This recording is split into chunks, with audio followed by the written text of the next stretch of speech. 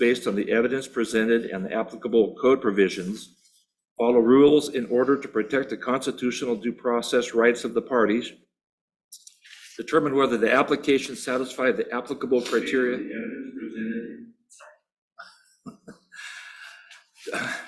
Determine whether the application satisfies the applicable criteria as presented or can satisfy the applicable criteria with conditions, and support its decision with findings of fact.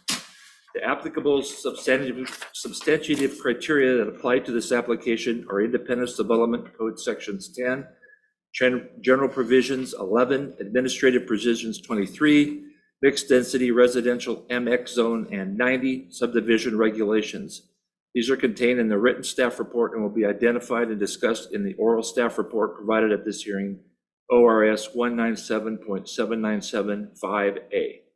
Your testimony, arguments, and evidence must be directed toward these criteria or other criteria in the comprehensive plan or the city's development code that you believe apply to this application, ORS 197.7975B. The evidence that the Planning Commission will rely on to make a decision is not subject to the rules of evidence used in court. Evidence will be accepted if it is applicable to the criteria and is the kind of evidence that a reasonably prudent person rely on in making important personal decisions. An issue which may be the basis for an appeal to the Land Use Board of Appeals shall be raised not later than the close of the record or at the following the final evidentiary hearing on the proposal. Such issues must be raised and accompanied by statements or evidence sufficient to afford the Planning Commission and the parties an adequate opportunity to respond to the issue. Failure to do so may preclude appeal to the Land Use Board of Appeals of a decision on this application based on that issue, ORS 197.7971 and 197.7975C. Failure to raise constitutional or other issues relating to proposed conditions of approval with sufficient specificity to allow the city to respond to the issue precludes an action for damages in circuit court, ORS 197.7963B. The individual making an argument has the burden of proving their point. In other words, base your argument on evidence or explain why it is relevant to the applicable criteria. The Planning Commission is prohibited from making the decision based merely on feelings or opinions. The ultimate burden of proving that all applicable criteria are satisfied falls on the applicant. The applicant must meet the burden based on a predominance of evidence. The record for this hearing consists of all materials submitted by the applicant, comments received to date and through this hearing, and the staff report. If you have comments or evidence that you would like to be specifically considered in the decision, then you must formally provide that evidence or argument during the hearing, either in writing or in oral presentation.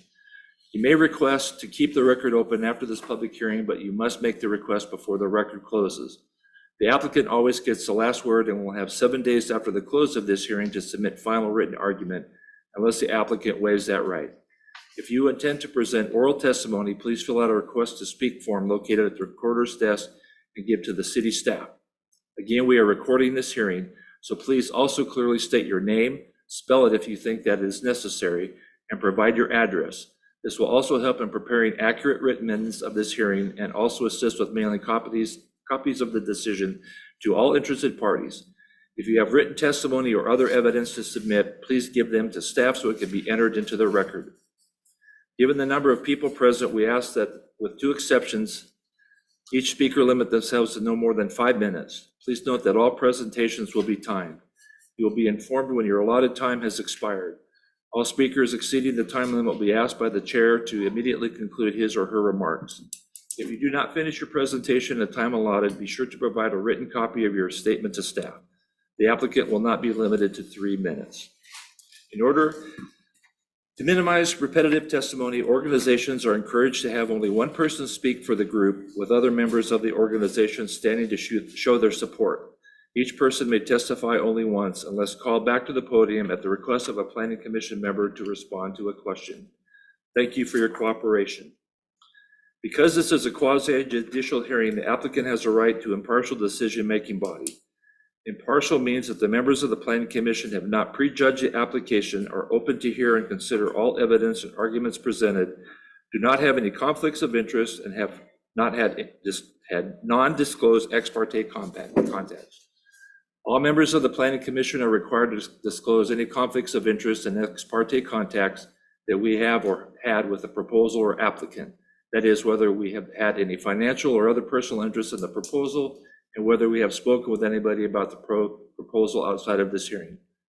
Do any Planning Commission members wish to disclose for the record any conflicts of interest or ex parte contacts? I have had 3 neighbors stop me and talk to me about this project, so I wanted to let everybody know that I had those conversations. Okay, duly noted, Becky. Does any wish to challenge a planning commissioner's impartiality or any of the disclosures made by the planning commissioners?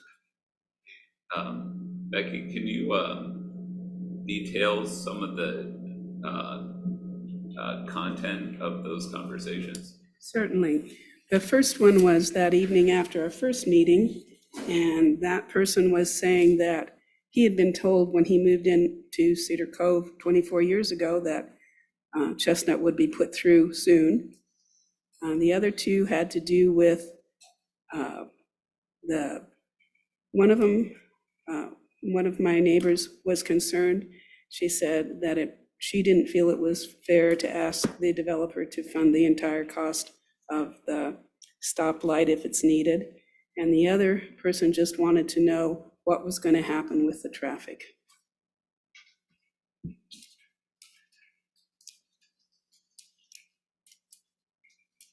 Does that give you what you want? Then go ahead and ask the question, Corby. About the commissioner's impartiality? Yeah, if anybody has. I'll repeat that. Does anyone wish to challenge a planning commissioner's impartiality or any of the disclosures made by the planning commissioners? If nobody has raised their hand. All right, finally, before we hear the staff report, I will provide an overview of the procedure that we will follow for this quasi-judicial hearing. First, staff will present the updated staff report, criteria applicable to conditions 3 and 6B, and any other criteria relevant to the new evidence, arguments, or testimony received since the May 30th hearing, and staff's updated recommendation. Then the applicant will have an opportunity to present the proposal and address any issues raised by new evidence, arguments, or testimony received since the May 30th hearing, and the modified staff report and recommendation, particularly with regards, but not limited to, conditions 3 and 6B. Next, I will first ask to hear from people who would like to speak in favor of the proposal, addressing only new evidence, arguments, or testimony received since the May 30th hearing. I will then ask to hear from people who have neutral comments or questions about the proposal, neither for nor against, addressing only new evidence, arguments, or testimony received since the May 30th hearing. Those in opposition to the proposal have the opportunity to present testimony, starting with the petitioners, addressing only new evidence, arguments, or testimony received since the May 30th hearing. Staff may then present additional material and recommendations based on the presentation's evidence and public testimony. Finally, the applicant will be given the opportunity to have the last word and rebut any testimony or evidence presented by staff, tonight by staff or through public testimony. After this step, the Planning Commission Chair will close the hearing and the record, and the Planning Commission will begin deliberations toward a decision. Once the Planning Commission makes a decision, notice will be mailed within 7 days of decision to the applicant or participants in this hearing. The Planning Commission's decision is final unless appealed to the City Council within 14 days from the date of the notice of this decision. At this point, Fred, could we have the amended staff report, please? You bet. So, hi there, everybody. My name's Fred Evander. I'm the city planner here at the City of Independence. And thank you all for coming to this meeting tonight.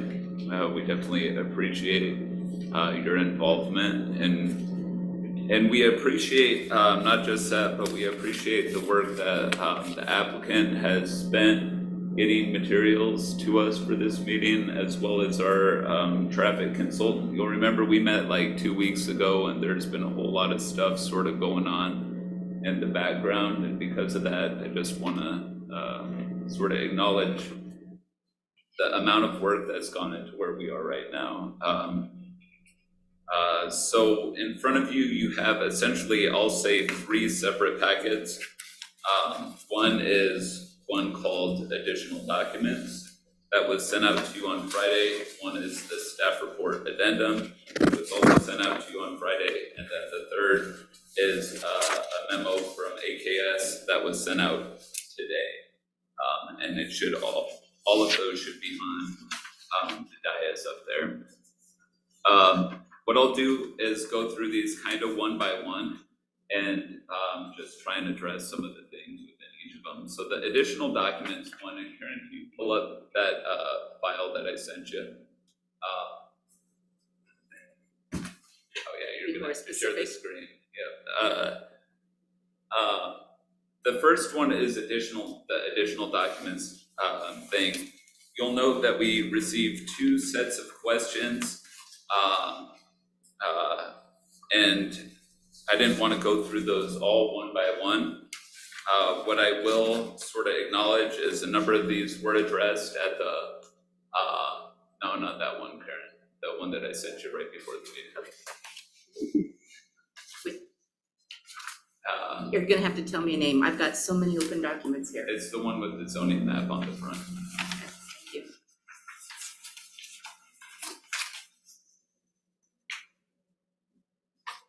So that, so all that being said, I will just identify some of the items in attachment 2B, which was from Commissioner Jay.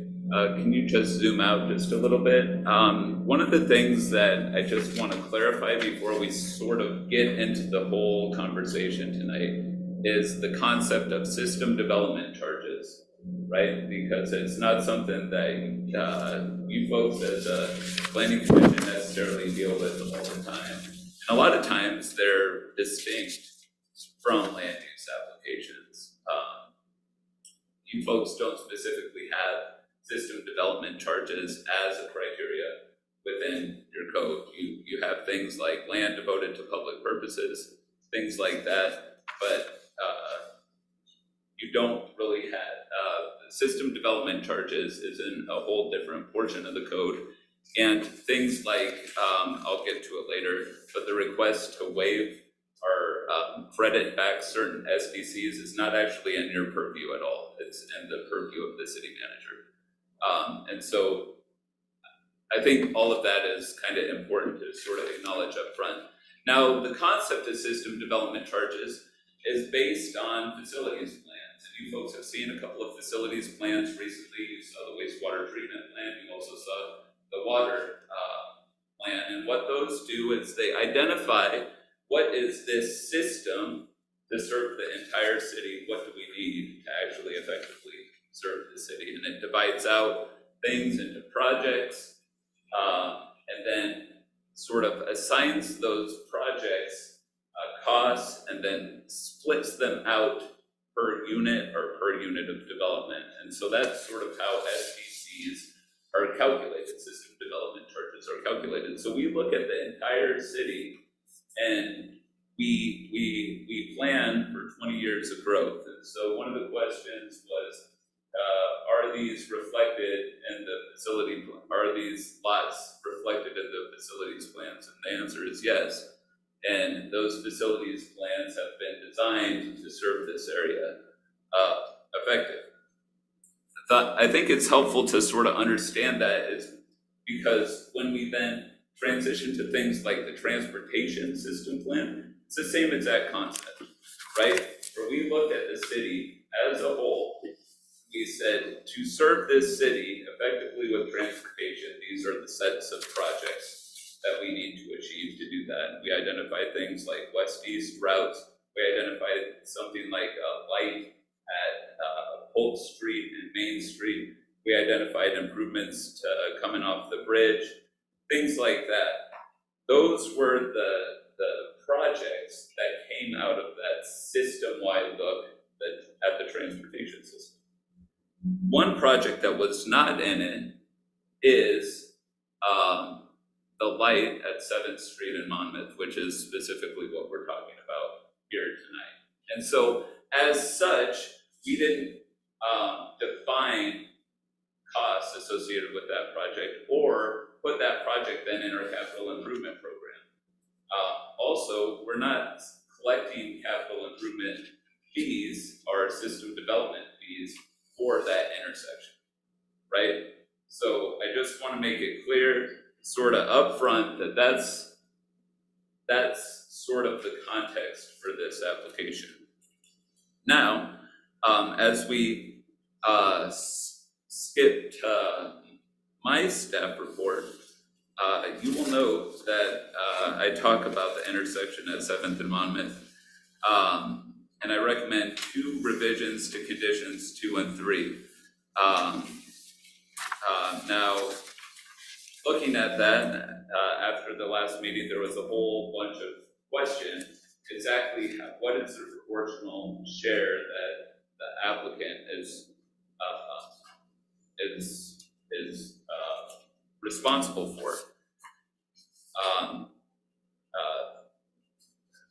Mr. Dalkey and AKS, they submitted 5.5%, and I submitted something different. And coming out of that meeting, we went to our traffic peer reviewer and we said, hey, listen, we want to understand a proportional share of this intersection. What is the responsibility of the development?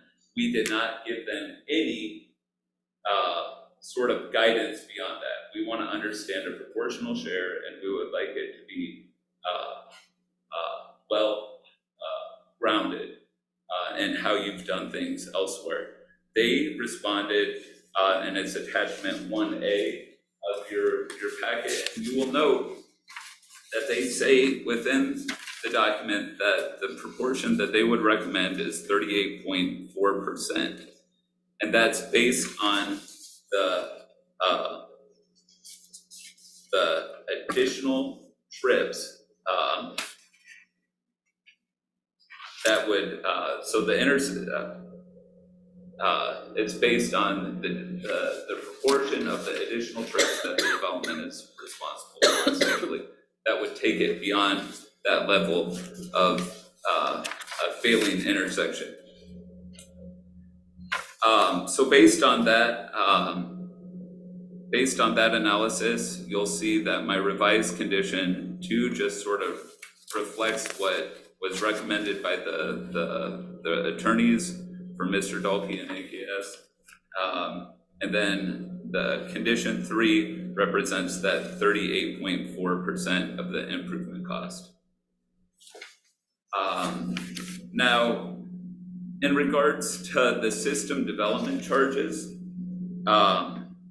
we did look at this just a little bit more, and really there's 2 separate sort of processes that are articulated within the code. One is specifically within IDC 9090-060, and that talks about land for public purposes. The second one is that separate system development charge methodology, which then pays for improvements to the land. Now, it's possible that it could be argued that the developer would be entitled to a portion of those credits. We specifically think absolutely for things like the trail that's being installed, he could be credited for the trail that's being installed. He could potentially also for the land itself, though we are not the ones that are entitled to make that determination, and we need to go into a whole lot more sort of research to understand exactly where things like land acquisition fall within the system development charge methodology. So that being said,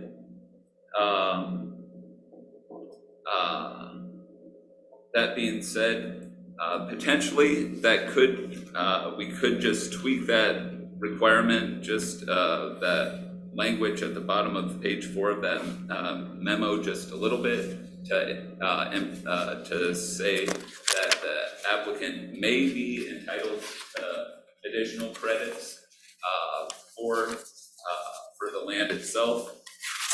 That would put the decision then firmly in the appropriate part of the code. So then going to the final thing, the AKS memorandum, and I'm sure that Zach will talk about this more.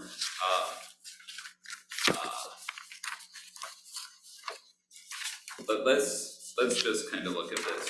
So one thing that that the memorandum itself doesn't quite get to correctly is there's a little bit of nuance in the DKS report that's not reflected in the analysis that Zach provided. Can you switch down the next page? So you will note that Zach talks about, or I'm sorry, Mr. Pell's,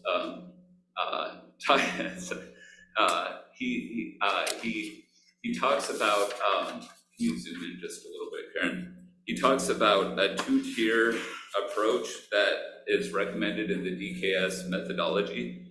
And indeed, there's two, can you zoom in just a couple more? And then scroll down just a little bit. So when we look at the proportionate share methodology, scroll down just a little more there. You'll note that there are definitely two of them. One of them is intersection fails under existing conditions. The second is intersection fails under either future baseline conditions, pre-project, or future build conditions with project. This meets the second one of those, and I think it's really important to remember that according to the analysis that was provided as part of this project, the intersection does not fail under 2027 build out, or under 2027 baseline conditions. That essentially means if the project didn't go in, the intersection wouldn't fail. It would go gradually closer, but it would not fail. This project takes it to failure and then beyond the failure at the intersection. And so that's why it's specifically this second of those. Also, a couple of things just to note is, I'll go through it just one by one. I'm on page 3 of his analysis. On page 1, it says the city's justification for a methodology that assigns proportionality based on new trips does not acknowledge that the city has collected impact fees for many of the existing trips at the intersection. It's true that we've collected impact fees, but we have not specifically collected impact fees for an improvement at the intersection. I was trying to think of an analogy and I couldn't think of a good one. The best that I could think of was if you have a grocery list and you decide you want something else that's not on the list, you still have to pay for it, right? You just have to change your grocery list and the cost will likely go up. So that's sort of what's going on here.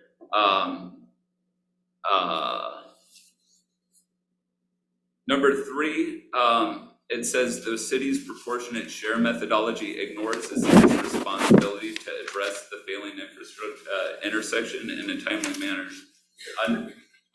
At this point, the intersection is not failing.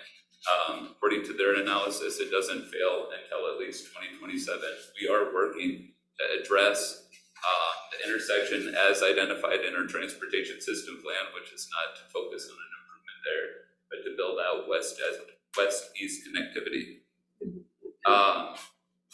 Number 4, it says applicant cannot responsibly commit to pay 38.4% of the unknown cost of improving the intersection. I understand what what is getting argued there. I'll just say that the city likewise cannot. We want to make sure that this is proportional, not just for the applicant, but for us as well, right?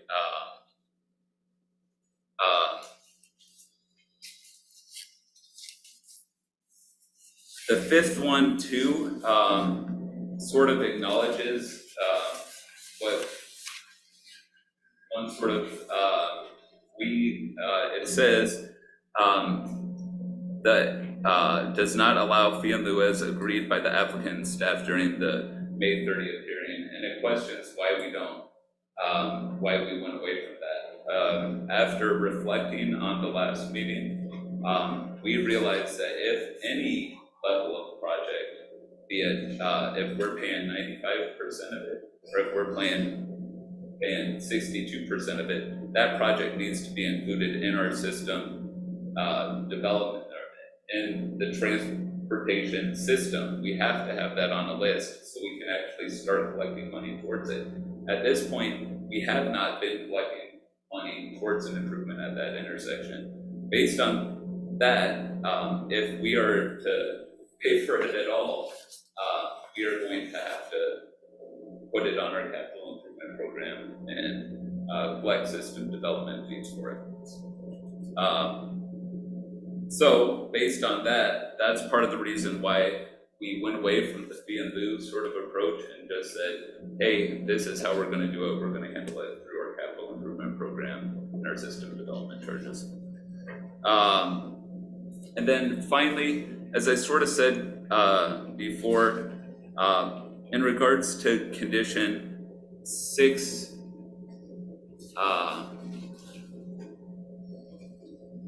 6B, can you scroll down, Karen? Just hit page down twice, or a bunch of times. I wanted to show that, but I forgot. Keep on going, one more. All right, so one thing that I will point out here is it says, applying this methodology adopted by resolution, the city manager may grant a credit against the public improvement charge. Now, that specifically says that it's not up to us to grant that credit, but the city manager could. Based on that, I actually don't believe that it's something for us to decide. What I would encourage us is if we wanted to modify the language in any way, we could say additional credits may be granted per the discretion of the city manager at that code citation. But beyond that, I don't know exactly how else to modify that at this point. So I guess that's my quick take about these two things. One is fundamentally we were directed to ask and try and find a reasonable proportion. We consulted an outside consultant, gave no direction, and they came up with 38.4%. The second, in regards to the SDC methodology, I would just say I would essentially process the permit as stipulated under the code, which says you're required to dedicate land for public purposes, and if the city manager is willing to credit back a portion of the SDC's paid, they may do so. That's how I would deal with this. Are there any questions from me? I'm just wondering, where's what's shown on the screen? Where is that listed? Which I'm lost. What's that? The piece that we have on our screens, which memo is that in? Oh, this is the code? This is the Independence Municipal Code, and Okay. the code citation is up there. Okay. So you'll note that the specific criteria that you're evaluating this application on does not include this. Okay, I just wasn't sure where it was from. Thank you. Any other questions of Fred? Evan? Thank you for the report, Fred. My question is around, I know you've said it in the last meeting, and I just want to make sure it's the same answer. We do not have any kind of assessment of how much a cost for the traffic light would be until you have it in the plan. Is that correct? Because I know there's some costs in the paperwork, estimated costs, but there's no like, this is how much it will cost. Right, at this point, anything would be, would essentially be a planning level estimate that Okay. that we would put it in. Yeah. Thank you. It would be finalized by the ICE study that the applicant will.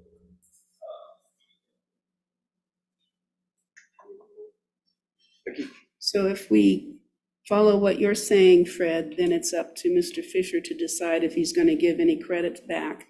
No, When- it would be the city manager. Manager, I'm sorry. Okay, sorry. So when would the developers get that estimation so they would know what they're dealing with? It seems it's still kind of amorphous and that they might not want to commit until they knew whether or not that was going to happen. Right, we were planning on asking Kenna today, but she was out of the office with a family. Okay, can I ask one more? Thank you. So if I understand correctly, in your revised recommendations, you did agree with the applicant that the study shouldn't be done until the plotting, right? Is that what that Yeah. says? Okay. Yeah, so we agreed that we could, that the study could be done prior to phase 6A. Okay. Thank you. Any other questions? Becky? And how soon can the city include this project in the city capital improvement program? Would it have to wait for the next budget cycle? In order for us to move this forward, we have to have a planning commission approval and a notice of decision. At that point, I can bring the updated capital improvement plan back to the city council. But I have to have this in place because it doesn't exist in our master plan. There's no call anywhere in our documents to have this project being driven by the development. So with the adoption or approval of the planning commission for this development, So it wouldn't have to wait then? Okay. All right, Becky, one more question? Sorry. So we keep talking about our traffic improvement plan and the east-west corridors, and I'm just curious, have we made any progress on those? Like buying the land or, they're still working on trying to get federal funding for both the east-west Mount Bird connector roadway and the bridge project. And of the two, the bridge project is looking promising, but they're still working on Mount Bird. is the bridge project you're talking about Chestnut? Chestnut, yes. Okay. So that might be a couple years down the road at least?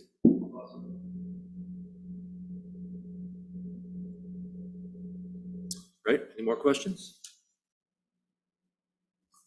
Well, we'll go ahead and move to the applicant portion tonight. Spoken or written testimony will now be received from the applicant. Please state your name and address for the record. Provide copies of written testimony. Respond to direct questions from the hearings body. Mr. Pels? Thank you, Mr. Chappelle, Chair Chappelle. Members of the commission, my name is Zach Pels. I'm a land use planner with AKS Engineering and Forestry, and our office is located at 3700 River Road North in Kaiser. Karen, I do have a presentation in the PowerPoint, if you wouldn't mind pulling that up. Just give Karen a minute to get it open. You all have in front of you the memo that we provided today. Apologize for the short fuse on that. Thanks for your quick attention. Hopefully you've had a chance to read through that. If not, I will try to do my best to summarize that in our presentation tonight. Well, before I jump in, also would like to thank your staff. Your staff has been fantastic to work with. And while you'll see tonight that we do disagree with your staff on these two issues, they've been really responsive. As Mr. Evander noted, there's been a lot of negotiation or a lot of discussion over the last 2 weeks. We appreciate your staff's quick attention.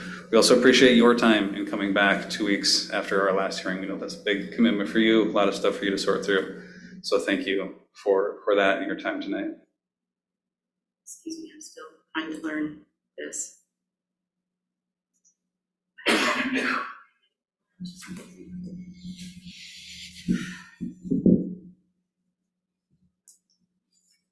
Well, while Karen's pulling that up, we've got our whole team in the house tonight, the applicant, our professional traffic engineering team, should be able to respond to any questions that you all have. As you remember, and as the chair pointed out during his script, the record was left open on May 30th just for two specific issues, right? So condition of approval 3, which talks about what is the proportionate, what should be the appropriate proportionate share of the applicant's contribution toward a future improvement at the intersection of 7th and Monmouth. And the second issue was whether or not we should be exempt from Parks STC. So we're just gonna talk through those issues. The record's really only open to respond to those issues. Karen, if you wouldn't mind advancing a couple of slides. Again, those are the two issues. So we'll talk, I'd like to go through each of these two issues separately, but kind of in the same format. We're gonna give you a quick background, kind of like your staff did, give you staff's response, and then we're gonna give you our perspective on staff's response. So Karen, advance that slide, please, if you would. So again, this first issue has to do with what should be the right amount that applicant pays towards a future improvement at the intersection of 7th and Monmouth. And I guess, one thing we want to point out is that the way the revised condition of approval number 3 appears in the revised staff report today requires that the applicant both design and install that signal, or install that improvement, at the intersection prior to being reimbursed from the city. And as your staff pointed out, that was intended as a way for the city to help finance that project. What we understood from our last hearing and what was recommended by applicant's legal counsel was that a fee in lieu, which is a separate tool, should be instead the way that the city accepts money for this. And the difference is that with a fee in lieu, we would pay directly to the city a sum of money that's equal to whatever proportionate amount we came up to, right? And that money would go to the city. And once we paid that money to the city, our obligation under that requirement is done. The way the condition is currently written, we have to install the signal. And only once it's complete can we start to receive credits back from the city.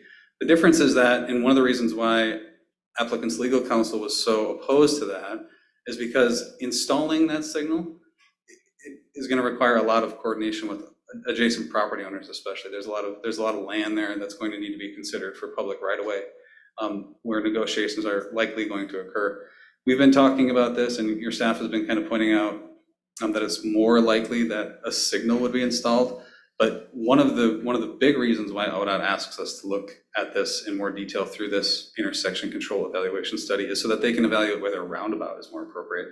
And roundabouts, just by their nature, are more space consuming. And so we're concerned that requiring us to install that improvement also obligates us to participate in all those property negotiations that can span years and years and years.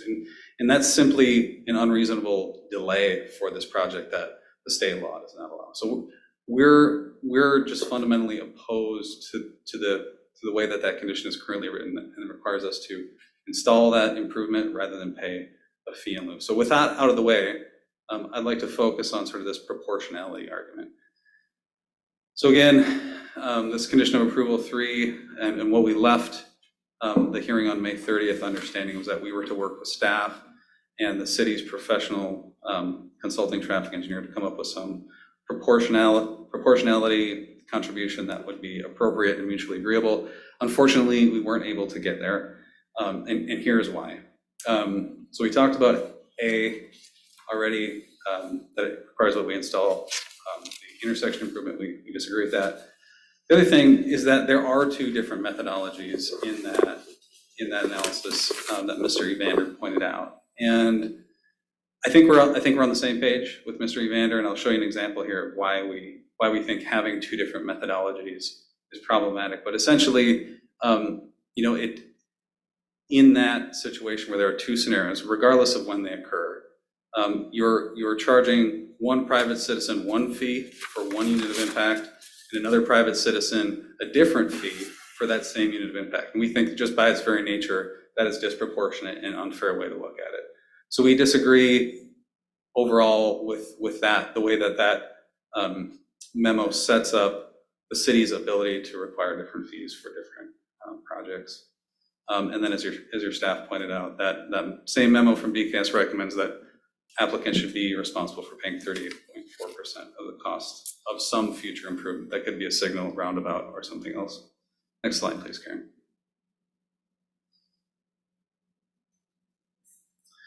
Okay, so I'm going to run through these. We've got basically 5 arguments against the proportionate amount that staff came up with.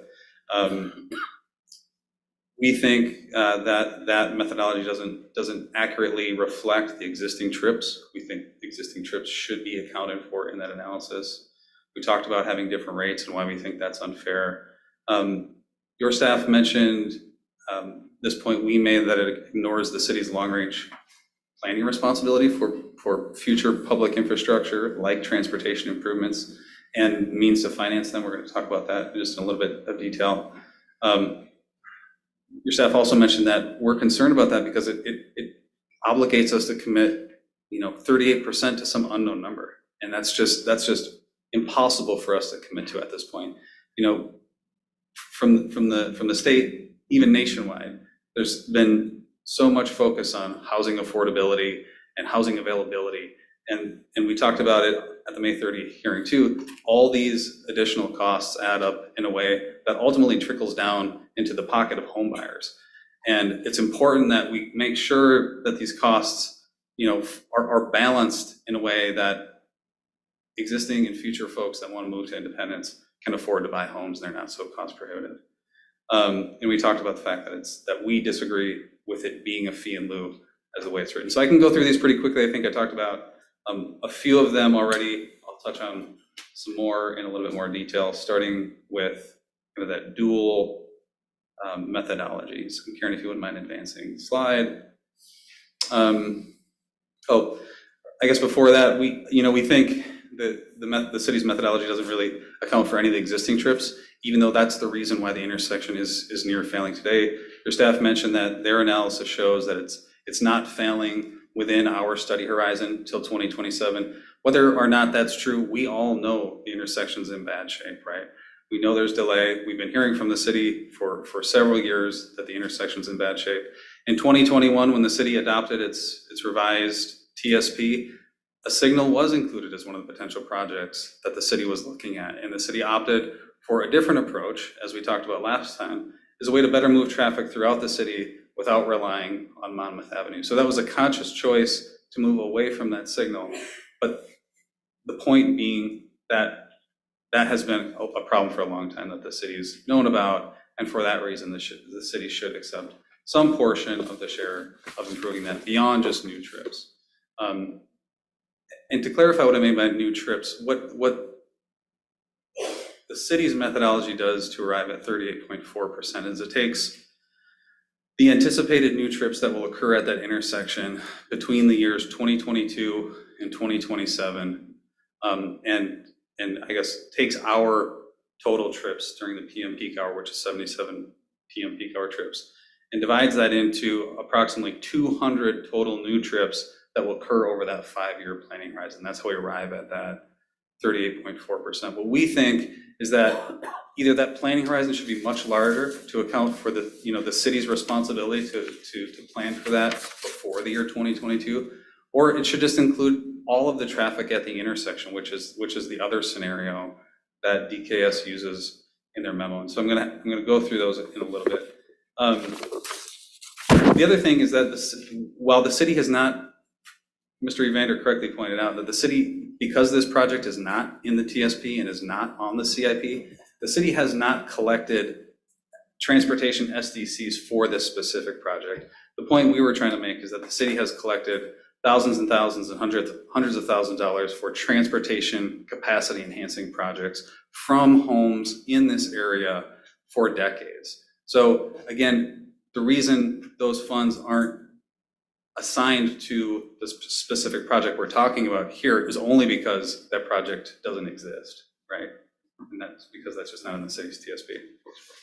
And finally here, the final point we want to make, and I mentioned this before, but whether or not the trips that are occurring at the intersection have paid fees to the city's transportation SDC fund is irrelevant. Those trips are there, and those trips are impacting the intersection. Those trips are the reason why we are now to the point where we are putting that signal over the threshold where some other improvement needs to be made. Again, so that's, those are our arguments as to why we believe that the city has some share of responsibility, financial responsibility in improving the intersection. Next slide, please, Karen. Okay, so quickly, I mentioned this before, but having two different methodologies we think is just inherently unfair. And Karen, if you want to flip to the next slide, kind of talk about that. So you saw in the DKS memo, there's two ways that the city can evaluate proportionality. The first way was the way that we looked at it. That was the share of our project trips relative to all of the existing volume at the intersection. And using that analysis, we come up with a 6% share of all trips. The reason we were talking about 5.5% last week is because we had some additional trips included in that future total from the future subdivision to the south. This one that we've been talking about is potentially coming up. That drops that percentage share lower. If we remove those trips, our total share of the trips at the intersection is 6%. We think that's a fair way to do it. Next slide, please, Karen.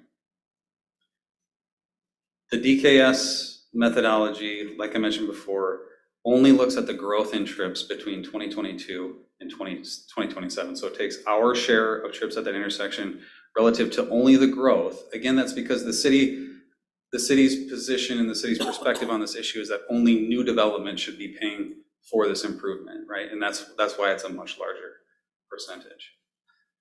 But again, next slide, please, Karen. What that does is that means that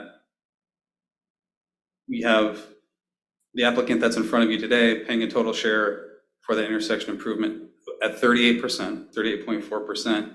And then tomorrow, when the next development comes in and that intersection is already failing, that applicant's only going to pay 5.6%, because then they get to use that other approach, that other scenario that was laid out in DCAS's memo. We just think that's inherently unfair, that you'd be asking us to pay 6 times more for the cost of a future improvement at that intersection, and then when the next application comes in, that applicant pays a much lower share of that total cost.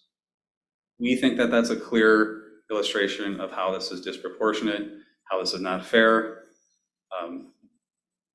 Next slide, please, Karen.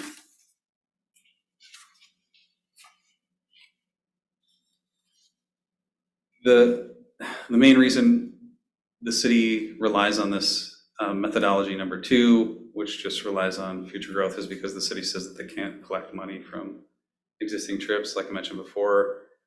We think that ignores the fact that they have been collecting SDC monies and ignores the city's obligation to plan for their future growth.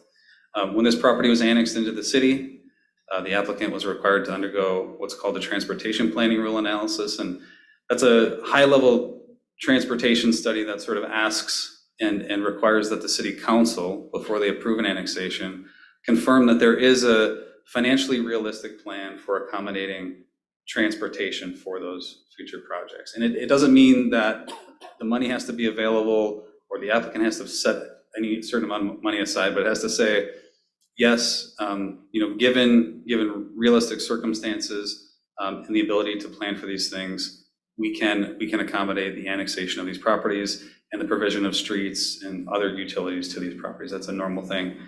And fast forward to today, where we're talking about actually implementing on that plan for annexation, where we're now going to add homes. Ideally, the city's TSP would have anticipated a project that could accommodate what we're talking about here and would have had a price for that improvement figured out so that the city could have collected money. That hasn't happened, and so we're kind of struggling to figure out what is the appropriate proportionate share in the absence of that information. Next slide, please, Karen.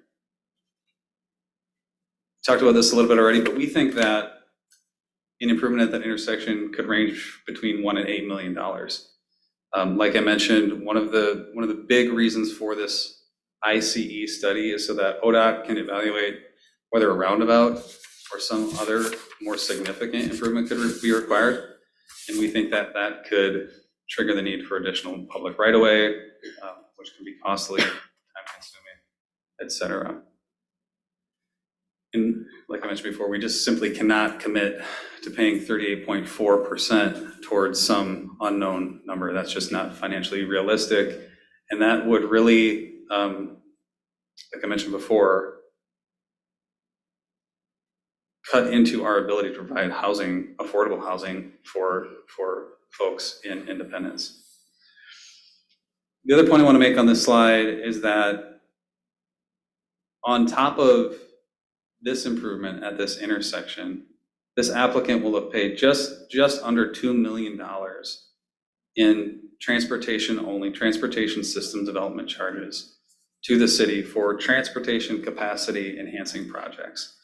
So again, while that $2 million or $1.8 million hasn't gone for the specific improvement we're talking about today, it's gone to several other, or it will go to several other projects in the city that will expand capacity. So again, it's not that we're trying to, work our way out of paying fees. We want to do what's fair, what's proportionate, what helps respond to our impact as necessary. But we need to do that in a way that makes sense for the applicant, and so that these homes can be provided in a fair way, and so that these homes, aren't exorbitantly expensive for future residents. Next slide, please, Karen. We talked about this. I won't go into this, why we don't think it's a fee in lieu. Next slide, please, Karen. So specifically, we would request that condition 3 be revised as shown on the screen. This removes the requirement to install an improvement at the intersection, like we've been talking about, and changes the fee to 6%. So what we're saying here is prior to approval of phase 6A, applicant shall pay the city a fee that is equivalent to 6% of the cost of the recommendations that come out of that ICE study that is a condition in condition of approval number 2. Next slide, please, Karen. Okay, so this, moving on to the condition 6B. Condition 6B is the other item that the record is left open for, and it requires that we both dedicate land to the city for public park land and pay the city a Parks SDC on top of that. In this case, it's to the tune of about $1.2 million. Next slide, please, Karen. We agree with your staff that the municipal code actually does authorize the city to both charge an SDC fee and ask for the dedication of land, but we don't think that just because it's authorized, it's also proportionate. We think it's disproportionate in this case, and would ask you, and your staff correctly pointed this out, would ask you to strike the language. I think your staff is probably right in that the Planning Commission can't authorize any specific amount of SDC credit, but we would request that the language be written in a way that would allow for some future SDC credit to be given if agreed to by the city manager. And we've got a suggestion up here, Karen, if you wouldn't mind advancing through. I guess before we go to that, so these standards here on this slide are essentially the key terms from this section of the Independence Municipal Code, just kind of pulled out of context, or excuse me, just pulled out of the document themselves and kind of highlight some things so you can kind of see what's there. But what that section of the municipal code says is that the city manager may authorize a grant for credits for parks capital improvements for system development charges in situations where a development provides parkland that offsets its demand for park space, and where the city finds that that parkland would otherwise need to be acquired by the city, right? And so we're doing both of those things here, right? So we're providing park space. The use of that park space will mean that residents in this area will not use other parks at the same time they're using parks on this site. And two, there are neighborhood parks, 2 separate neighborhood parks actually shown that affect this property. Karen, if you wouldn't mind flipping to the next slide. So here, this is a snip from the city's parks master plan. This is showing kind of the service area or the I guess the target area, and that's that dashed circle. This is the area where the Parks Plan recommends that the city should search for a future neighborhood park that will be the 13th Street Park. And you can see that our site, shown in that yellow star, is within this target area, right? So the Parks Plan says that the city needs to put a neighborhood park somewhere in that circular area. And our project is in there. We've dedicated 5.73 acres of land, which is large enough for a neighborhood park. And we think for that reason, we should be eligible for some Parks SDC credit. Next slide, Karen. Same here. The South Independence Park, got to kind of mislabel here. This is the South Independence Park. But you can see here, this is smack dab on the site of Brandy Meadows. Again, another 5+ acre neighborhood park that's shown as a recommended neighborhood park in the city's Parks Master Plan. Next slide, please, Karen. So we, again, because applicant will have dedicated more than the 5 acres, 5.73 acres of land by the time we're through phase 9. We believe that we should be eligible for a 100% credit towards the Future Parks STC. And I guess we can talk a little bit more about how that is actually implemented, given the Planning Commission's authority to do that. Next slide, please, Karen. So to summarize, again, we've demonstrated that we've met all of the approval criteria. We are requesting some modifications to these conditions as a way to help make this project realistic and feasible for our client and meet the needs of the city's growing population, but also so that the city can legally comply with their state and federal obligations as that authority is worked into the city's zoning ordinance. Again, we think that this project provides a really fine example and a nice mix of housing that will serve kind of a full range of existing and future residents in the city. And we're excited about the opportunity to move forward with it. The final point I want to make is that I think, and we made this a couple of weeks ago, but these revisions to the conditions of approval, while we are asking for a lower proportionate contribution to these improvements, we think that this actually helps advance the ball on the city's transportation issues, because this means that we can continue to move forward with our project and the city can actually collect funds. Our concern is that at 38.4% of some unknown amount, that will likely kill the project, and the city will not realize those funds towards making that improvement. So again, it's about balancing. It's about balancing costs versus benefits for the city, for our client and the applicant, and for all those reasons, we'd ask for you to approve the application tonight with our suggested revisions to the conditions of approval. And with that, I would be happy to take any questions that you have. You're still talking about 6% though of an unknown number instead of 38% of an unknown number, right? I mean, Absolutely. Yeah. And I guess, thank you for bringing that up, because, and I think we mentioned this in our memo, 6% of an unknown number, and the unknown range of numbers that we think, as we included in our memo, $1 to $6 or $8 million.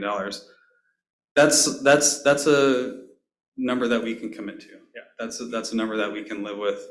38.4% of that number is absolutely something that we just can't live with. Yeah, I mean, 6% of 8 million is like half of 480,000, something like that. And then 38% of 1 million is, right, 380. Yeah, so it's like, you're talking about $3+ so we're talking, million. yeah, no, that's fair. Evan? So thank you for your presentation. I'm sympathetic to some of the things you've said. I agree with you. But I have a question about affordability. So you said a number of times that you're providing affordable housing. So what is affordable housing to you? What are we looking at for affordable housing? Is this the median cost in Polk County? Is it below? Is it above? Yeah, thanks for the question. So these are market rate homes. These are market rate homes. They're not low income homes for sure. When I think of affordable housing that's affordable to kind of the average person in this market that's looking for a home. But thank you. Any other questions of Mr. Pels? I have one more. Go ahead, Ed. So STCs are kind of, the way I understand them at least, they're kind of the way that we kind of understand that when new residents are coming into the community, that there's going to be a cost to the system and a cost to everyone else who pays into the system. So someone has to pay, right? And so if we are changing SDCs, how we've traditionally charged, or I guess your argument is this is not how we've traditionally charged, and that's kind of what you're saying, right? I guess I'm kind of confused about that. So I think what we're saying is that the city can collect land, and their code authorizes the city to collect land and collect a fee, but it still has to do it proportionally, right? That's a constitutional requirement. Whether that's explicit in the code or not, it's still the city's requirement to abide by the Constitution. So what we're saying is we've already dedicated more land than is even required for all of the development that will occur in all of Brandy Meadows phases. And so we're saying because of that, we shouldn't have to pay another fee on top of that. Okay, Because so that you're wouldn't making be the argument that proportional. we're double dipping, Correct. essentially. Thank you. I had a question. With all of the building that you have done and maybe will continue to do, the streets and the improvements, the infrastructure, water, sewer, electrical, is that at the cost of the developer, or does the city do that? That's all at the developer's cost, correct? So that the money that you're paying for SDCs for transportation improvements are for transportation improvements someplace else?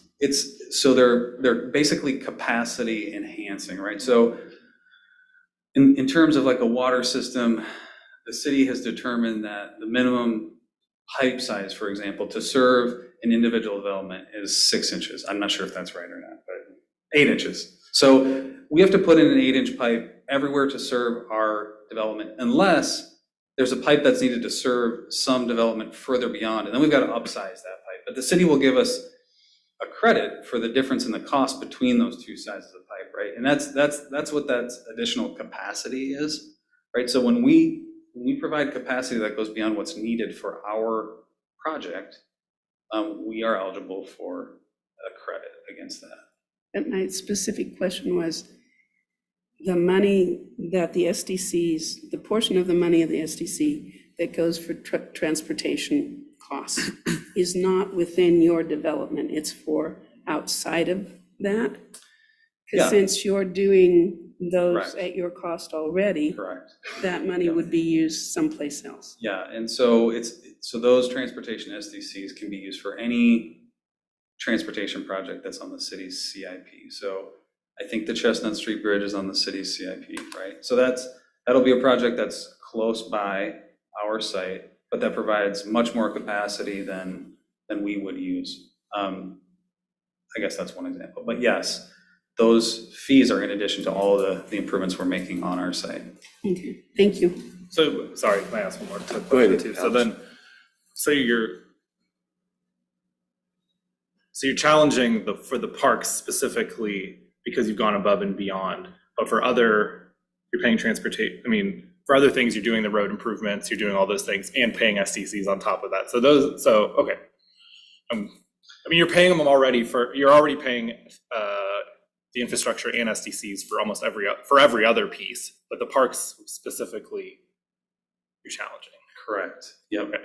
And only on the basis, rather, of proportionality because of the land Correct. that you've already given up. Okay. Any other questions? Okay, thank you, Mr. Pels. Thank you. Now we'll receive testimony from those in favor of the application. I'll call Chet Graham. Good evening. My name is Chet Graham. I'm the real estate broker for Brandy Meadows. I've been involved since phase 1. And when I'm up here is just to we hear all kinds of numbers from staff. We hear numbers, big numbers. And I want to show you kind of how it trickles down to the sales price of the homes. okay? If I stutter a little bit, it's because I'm a little bit nervous, but here we go. We need to agree to a few basic truths. The city, the property owners, the developer, and the builders, and the homeowners are all in this for a profit. Not any of these people are raking in huge profits. In fact, due to some off-site projects, improvements, and fixes the developer has had to complete in order to proceed in the development of the subdivision, his profits were severely cut in the first 2 phases of this project. The control mechanism that keeps the profits reasonable is what the market will bear. The market will bear for the final sales price of the homes. The market sets the prices, not the city, not the landowner, not the developer, or the builder. The homes must appraise in order to be financed. New construction is always at the top of the market, right? As far as price per square foot. The appraiser looks around at other projects, you know, maybe Hayden's project, maybe what we've got going over there, over closer to Monmouth, right? And I've lost my spot now. And so that they don't look at an overpriced product to put the bank's money at risk. We've seen that happen before, right? So if we can agree on these basic truths, I have a scenario to paint for you. For this scenario, I'll use the lot price to the builder. So that's after it's developed, ready to get the permit and start building, okay? On our regular MX lots. So we have special lots that are more money, but we're gonna use the regular residential lot for this. So I'm painting with a pretty broad brush so we don't get caught in the weeds. In phase 1, the lot prices were $85,000. In phase 2, due to the hard costs that we incurred, that the developer incurred in fixing other stuff, right? Our lot prices were then to $97,000, right? The current price for our lots today is well, they're already sold, so that were $130,000 a lot, all right? So the entry-level price for my least expensive home in phase 1 was $325,000. That home in phase 3 is now $510,000. This is the impact of the impact of what we're talking about for this street light, right? Because the developer's not gonna gift that, that's gonna come back to the lot prices. And then from the lot prices, back to the home prices. So this is the way that I look at it, right? So for instance, since we were told we have a price range of 1 million to 8 million, I used $2 million to figure this out, okay? So let's take the low number of 2 million, for this illustration. It would increase the lot cost by $9,250 per lot. That would bring my lots at 140,000. That doesn't include the real life inflation that's going on with the products in the subs and everything that we're putting into this. And we know that in 2022, inflation was 14%. Let's say the developer, because he has his own equipment, doesn't have to rebuy it, maybe is gonna be 10%. So that means that the next year's lot prices are gonna be $153,000. Remember, I'm at the top of the market right now at $130,000. Right? So we're not done yet because we're talking about home sales. The projected home sales drive the development. If the builders don't believe that I can sell the houses for the prices they need to make some profit, then the lots don't sell, the development doesn't happen, right? So when we start going forward, we also need to add the upcharge to the SDCs. Because the SDCs have gone up another $12,600, so I have to factor that in also, right? So now for my entry-level home of 1,485 square feet in Brandy Meadows, the new entry price is gonna be $546,000 for that same home. That's $368 a square foot. I'm not gonna get it appraised. Why is somebody gonna come and buy my house it's an unfair competition when they can go someplace that isn't burdened by this extra stuff. So just a little note, since we started Brandy Meadows, we've developed 107 lots. If we average the tax revenue to the city at $5,000, so far, we've helped the city get $535,000 per year in tax revenue. With the next 80 lots, that'll give us another $400,000 per year for a total on our part of the Brandy Meadows, not the next 30 acres, of $935,000 a year. That's a heck of a lot better than what we were getting when it was farmland. So in what I'm seeing, I'm the guy in the street talking to the homeowners. We won't appraise, I won't be able to sell these houses. We can't go forward with this burden. Thank you. Any questions? Yes. Just Becky? You said your numbers quite fast, and I'm slow at writing numbers. So You if want my you, piece of paper if you don't laugh at spelling? I don't laugh at spelling, I'm a terrible speller too. Hey, Chet, I would give it to Karen, Yeah. and then she can give it to everybody. Oh, are you okay? You have a question? Go ahead, Aaron. So my question is, when you go and families come and look at the houses, do you talk about all the amenities that the SDCs Oh. pay for? I talked about the amenities of the home the builder built for them. Okay, So because we are more expensive than our competition on either side, we have to bring a superior product. And I've been working with the builders, and I wish you would all come out and let me give you a tour of what we're actually putting up there.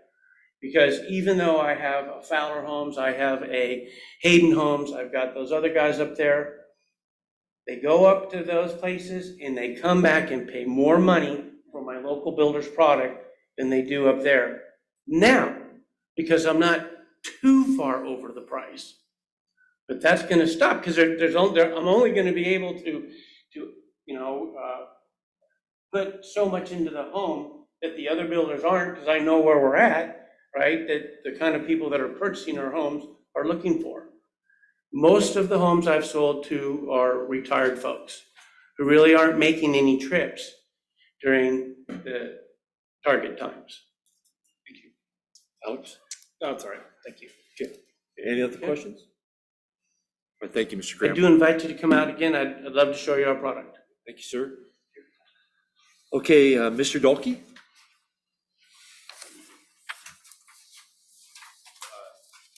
Yeah, Larry Dahlke, 3900 Eola Drive, Salem. Thanks, Chet. I think Chet's said a lot about what's happening. You know, we came into this project, I said this before, 12 years ago it was planned. We bought into the project, and 5 years ago, and we started working hard to do what we did. And if you have, again, I asked before if you'd seen the homes. They're something we're proud of. We're proud of the builders and the quality of the neighborhood. Every time I drive through, I get compliments. People know me, and we've even had neighborhood parties after we're planning one for August for this next group that have moved in. And so I think we have a good thing going for City of Independence, and we really want to keep it going. That's our goal. I think after hearing from AKS, you know, they laid it out perfectly. What they're telling you is what I see is what we can afford. We can't afford any more. 6%. I don't know how we could go over that with an unknown number. And the number at 2 million, Chet laid it out, 2 million, and at 38% is a walkaway time for sure. I can't put that into the cost of these houses. Now, it's what the City of Independence goals are. I don't know. If they want to shut down construction, local people trying to build these quality homes, you know, and affordable. That's the key. That's what we want to maintain and keep going. But So, I know, you know, Fred talked about his shopping list, and, you know, I think the city failed by not seeing this problem a long time ago. It doesn't make sense to me. I don't know who's responsible, but this has been a project that's been in the works for 12 years. You know, I just came along and said, hey, I like this project. I love independence, and I want to do this. But the risk of doing this is tremendous. The economy in the future is not looking the best if you watch the news. I'm still willing to move forward and, you know, and risk, and so are the builders. I'm amazed how these builders are stepping up and taking these risks too, you know, all to provide a nice neighborhood for this city. So this study we're talking about, you know, we have to be limited. This study, I mean, I've been asked to do the study, the plans, the estimates, you know, pay for it. I can't do that. No developer can do that. So I just want to be clear about that. My notes are all on my phone and I'm not even reading yet. So, and I'm not going to, because I think I've said enough, but you know, we're here to be a partner with you guys. You know, that's what I want to be. And I want to continue. Some of the stuff that's being developed here, I'm not excited about. You know, the future development with smaller lots, that's not for me to say. But Chet and I have fought to continue to have a little bit larger lot, enough for an RV pad, which people want, and that's in our development. We did have to meet density, and we worked well with the city in meeting that density. We worked with Gerald on that. We bent over, because in the original plan, the density was to be on the far south end, but it all changed with us. And like Chet said, when you talk about disappointments in repairs, I fixed several streets out there in the tune of, you know, it would have been, if it was a bid item, it would have been a few $100,000. That was taken out of my profit. Phase 2, I had to build a site detention pond in the tune of between $500,000 and $600,000. I didn't make any, the only reason I made a few dollars on phase 2 was because I own my equipment free and clear. That helped me. Phase 3 was profitable. I'm here because I'm making some profit. I'm not making a killing. I'm just here to continue to try to, you know, and I think the future will be good for us. I think Chet's doing a great job selling these houses, but we've got to keep them affordable. So thank you for your time, and thank you, Commission, for being here tonight, and the city. Thank you. Any questions of Mr. Dalkey? Thank you, Mr. Dalkey. All right, I'll call Mark Bybee.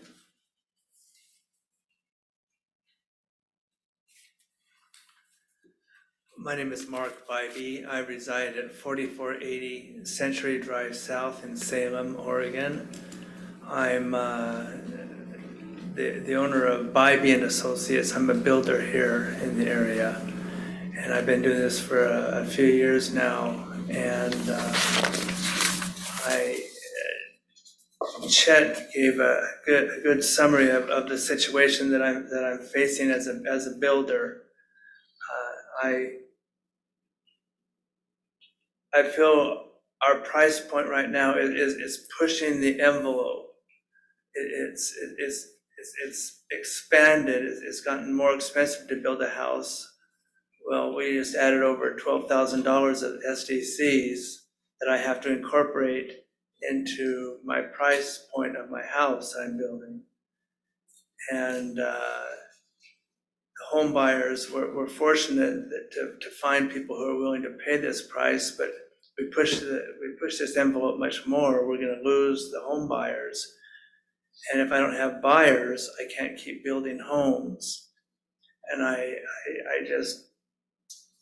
I'm so grateful each time I find, Chet finds a buyer for one of my homes, because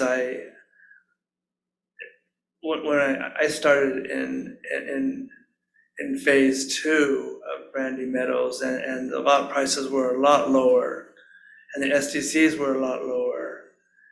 And, to add $60,000, $70,000, $80,000 to a price of a house, it causes these home buyers to pause. And especially since we're dealing with a lot of retired people on fixed incomes, I have to keep the prices down, which of course impacts my profit margin. And I appreciate what Larry has been doing for us here in developing these lots for us to build on. They're very buildable lots. They're graded nicely for us to build on. And as he indicated, we try and put RV pads on the side, and that's been a real popular selling point for these home buyers. But I can't keep building the houses. I can't build a larger house on these lots and still have an RV lot, an RV pad, without the price going up significantly. So we have a good mix of everything right now as a builder. But I'm really concerned. I was shocked when the SDCs went up just recently, and I'm wondering why can't, I'm paying transportation SDCs, and they've gone up, and I feel like those should be incorporated into this traffic light system. I don't know why, I don't understand why Larry should have to take the brunt of that cost when, the city is collecting these development charges for this. And I know I allocate my SDCs to water and to parks and to transportation. And so I would like to be able to continue building here in Independence. It's a wonderful community. It has a good reputation. And if we can continue to keep the prices affordable, it will continue to do so. And if we can continue to do so, that will continue to bring money into the city, which is what you want, isn't it? So I appreciate your listening to me and take this into consideration. Thank you. Questions of Mr. Bybee? Thank you, Mr. Bybee. We could have testimony for those who are neutral. I don't have any speaker cards, so I'm taking that. Well, we need to fill out a speaker card for the neutral position. I was gonna go with the applicant. All in favor of? It'll be just super. Okay. It's about that 38% and where the other 60.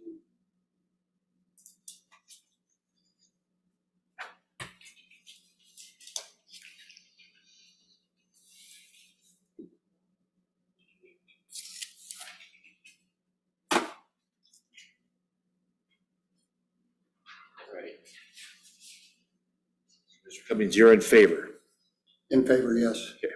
Harvey Cummings, 16240 Southeast Bel Air Drive, Damascus, Oregon, 97089. So the way it looks is with the 38%, that Larry's paying for 38%, but there's another 62% that isn't accounted for. So that 62% is not paid for by the city. It's paid for by the other development in the area. So at this point, we all want this project. And it seems that from what I'm seeing, the fair point is for the applicant to pay for their fair share of the intersection, plus the improvements on the site, plus SDCs to transportation elsewhere. It seems that the city could get a little skin in the game. The way this is structured with that 38%, them paying it, the other developer paying the other, so now the developers are paying 100%, then there's no skin in the game from the city from all the SDC charges in the past, and I just kind of wanted to clarify that. Any questions from Mr. Cummings? All right, thank you, sir. So I take it there was no testimony for neutral opinion, so now we'll move on to those opposed. Ruby Osborne?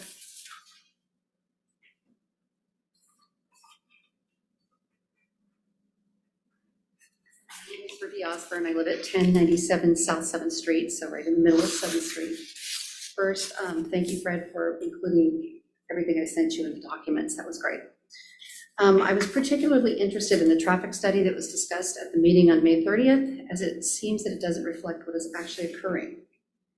So today, starting at 5 a.m., it's been a long day, I started counting the vehicles that went by my residence. I stopped counting at 6 p.m. and I used a very old school technique. 1,207 cars passed through the middle of 7th Street. 1,207. Keep in mind that we are in between the phases of construction. So when the numerous trucks start up again, this count will be even higher, and eventually adding 90 more houses or 186 families will blow these numbers out of the water. So it seems that putting a traffic signal at the corner of 7th and Monmouth, it may back up traffic not only on Monmouth, but also on 7th Street. And I feel very badly for my neighbors who live at that corner, because that's going to mean vehicle after vehicle stopped in front of their houses. To me, the logical solution is to create more access roads to the development. So I implore the commission to consider the need for that prior to approving any more construction. And as a side note, at 1:30, I went around and I looked at the land use signs. And I looked at the one on the end of Chestnut, the south end of 10th, and the end of Mountain Firs, I believe is the name of the street. They had not been updated. They still reflected the May 30th meeting information. So that means several residents may have gotten the information that, or may not have gotten the information that there was a public meeting tonight. And I'm wondering what kind of issues that poses. Thank you all for doing everything that you do. It's a very thankless position that you're in, and thank you for your time. Questions? All right, city staff summary response to public testimony? Yeah, I'll say a couple of things.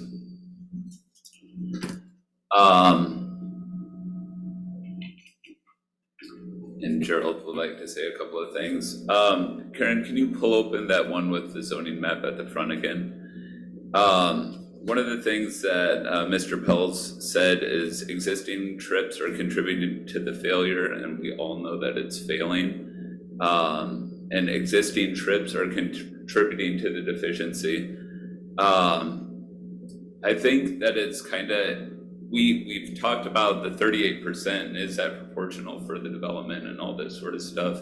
Can we scroll down? I think it's really important as we're talking about this to sort of understand that when we developed the system development charges, we were trying to do it on a system-wide basis, not to benefit just one part of town, but to benefit multiple parts of town, to build a transportation system that would provide alternatives to move through the community.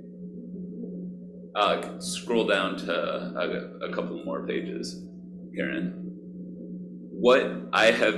The reason, and I acknowledge that, Mr. Dolkey said, we should have thought about this a long time ago. We did think about this a long time ago. We evaluated alternatives to consider how best to address the intersection at 7th Street. And what we determined at that time is we do not want more traffic on Monmouth. We don't want to funnel all the traffic up to Monmouth, because right now the road has a lot of traffic on it right now. I think in my the last time I talked about this, I pulled ODOT numbers, and it was something like 11,000 trips per day on Monmouth Street. We identified that the solution to this problem is not to funnel more trips onto Monmouth. There's been question of if we do this, last time, the applicant's team said this will benefit a lot of portions of the community, and I'll say, no, intersection that's an improvement at 7th and Monmouth primarily affects the limited number of people down 7th Street. In fact, the number of people who don't live near 7th Street will not benefit. If you're traveling on Monmouth and you have a stoplight, you're going to be stopped, and queues could potentially back up to 4th Street. That is what their analysis said. As a result, what we did in our grocery list was to identify a series of improvements that we could buy to connect the community, to alleviate the traffic at 7th Street. What we are now committed to do is add this project to our grocery list. But one thing that folks said is the city has no skin in the game. As a matter of fact, we do, because our list of projects will be diluted by taking some of the money that we were going to allocate to other projects and putting them at this intersection, right? It's kind of how it works. Now, what I would like to just point out here is, as we look at, let me scroll down just a little bit, maybe zoom out. As we look at sort of the situation, I mean, fundamentally, we have a creek on the left side, we have railroad tracks on the right side, and that funnels literally everything up and down 7th Street. That's the problem. That's fundamentally the problem. We have heard that it's not proportionate per se to put all of this on the developer. But when we look at like what is causing this existing background growth, Karen, can you scroll down to the next page? And zoom in just a little bit. We can see that since 2014, of the permits that have been issued, 50% have been in Brandy Meadows, 50+%. So these are the developments that have contributed to the need for the traffic signal, and additional developments will further contribute to the need for the traffic signal. We don't think that that's disproportionate or somehow, fundamentally, we're trying to be good stewards with taxpayer money. And that's where we sort of sit here. Now, I agree that this could probably be done or allocated a different way, but throughout this process, the applicant has never submitted another methodology to show how this might be done a different way. This is something that Mr. Pels and I talked about, I don't know, like more than a month ago, about if there's a different way to show this, let's look at it. We have never seen a different methodology. We gave it to our traffic peer reviewer. This is what they gave us.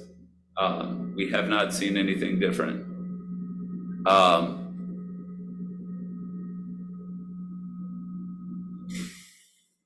I guess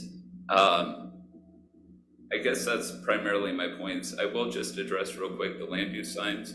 I did not change the land use signs after the last meeting, partially because if you were in the room, you heard that we were continuing the public hearing to a date and time certain. And so that's why I did not change those signs. Are there any questions about that? Becky? So my question still remains, which I asked a little while ago, is the improvements on the east-west corridors. We aren't seeing any movement on that, and we've collected a lot of money for other transportation costs, and you're telling me they're being used other places, but I don't know where those improvements have been, and I don't see any movement on putting a bridge across Ash Creek. You tell me the city still doesn't own the land. It seems like, to me, it seems like the city should have bought that land 10 years ago or 12 years ago to make sure that they had it in hand for development. So my question is still, where is the money for the SDCs throughout the city been going to improve traffic? We don't have a light at Polk. We don't have a light at Gun Club in Hoffman. We don't have another any different ways to get across east-west from town. We talked about turning traffic down C Street or D Street and then coming up Fourth, which would impact school traffic, school kids going to school and back out to Monmouth to avoid the intersection at Monmouth and Main. We talked about having traffic go out Hoffman and down 16th, which doesn't make sense because you go past 3 schools. So you don't want heavy equipment and trucks going that way, I wouldn't think, since it's 3 school districts and lots of kids. So I'm still confused where this money is going for improvements. I can answer that question. Fred, when was the last transportation master plan done? Not the one we're under right now, but the one before that. It was 2007. So 2007 was the last transportation master plan. I went back and looked at the SDC calculations because I changed them when I got here because they had not been kept up. The last methodology that was done in 1998, 25 years ago. You were collecting, when I got here, $3,680 for a single family home. We updated the master plan, and that was actually adopted before I got here in 2021, towards the end of 2021. Then I had to spend the rest of the time putting the capital improvement plan together, the SDC methodology, and getting that approved. We approved that last fall, September. And then we adopted the SDCs, which was last November. November 8th is when we adopted these new SDCs, and we've been collecting all of this money on for a long time. They jumped from $3,680 per single family home up to $7,495. So I've had 6 months to collect money. With inflation, this last inflation, which was 7.07%, that's public works cost, I'm up to $8,003 per single family home. So we haven't been collecting a whole bunch of money to do these projects. These projects are new. They just got passed, well, in a few more months, 2 years ago. So up until then, there's never been a look at how do you make this stuff work. The work that Fred and the rest of the team and you folks saw, that got us there. But we have to continue to collect the money in order to do the projects. If you'd been collecting this money 15 years ago, I'd probably have the roads built, but I wasn't here 15 years ago. I'm dealing with what I was dealt when I got here. So we're collecting the money now. Karen, can you bring up their PowerPoint presentation? And while we're doing that, I just want to talk apples and apples. You all saw your property tax sheets last fall, right? Excuse me, you said you're the one that's at? AKS. Let's assume that you all paid $5,000 property taxes. How much of that went to the city? Remember what portion went to the city? If you look at all the taxes, the city is a very small portion towards the bottom. So we weren't pulling in $5,000 a house. Just want to make that clear. We get a portion of the total taxes. The rest of it goes to the county, it goes to the community colleges, it goes to the fire districts, it goes to all of these other different taxing agencies. But you need to look at your last tax statement and see what the city actually received for your individual house. And if you multiply that by 186 homes, that's about how much tax revenue this project would bring in. So there's how much money has been contributed since 2007 then for transportation improvements? Since 2007? Yeah. I mean, do you have a fund, or does it just get kind of used in different places, or does it get specifically designated for certain things?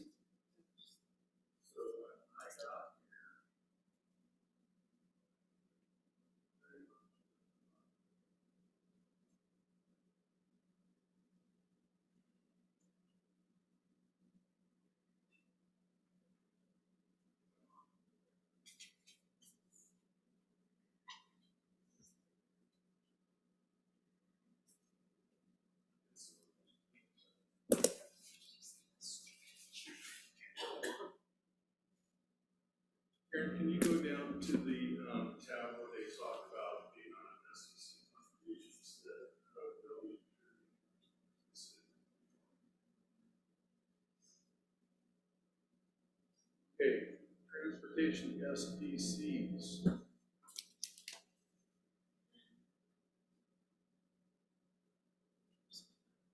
The year that I got here had a beginning fund balance of $137,360.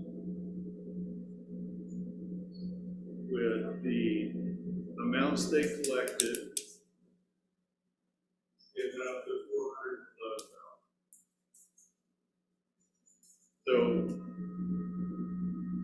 then we passed the SDCs and the updates, and we've only done a few small projects related to the SDC methodology. And we're anticipating a beginning fund balance starting this next year. That's with the houses that have been built and the new fees we've been charging of about $700,000. So is that designated for anything? It's designated for any and all projects that are listed in the capital improvement plan that are SDCL. And that would include the bridge and putting Chestnut through? That includes the money for the bridge only.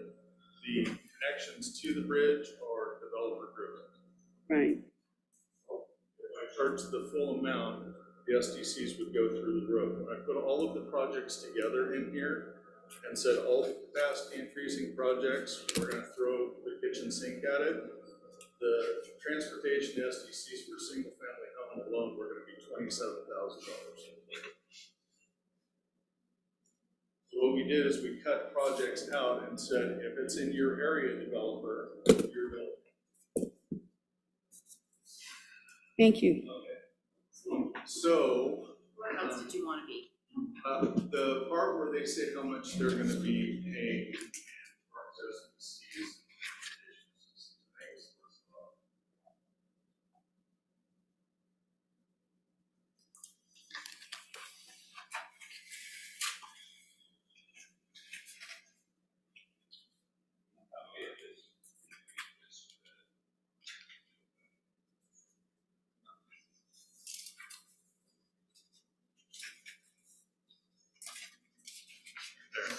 So 1.263 for parks, SDCs, assuming the single family and multifamily, and the allocation is right for 186,207. So they're pretty close there.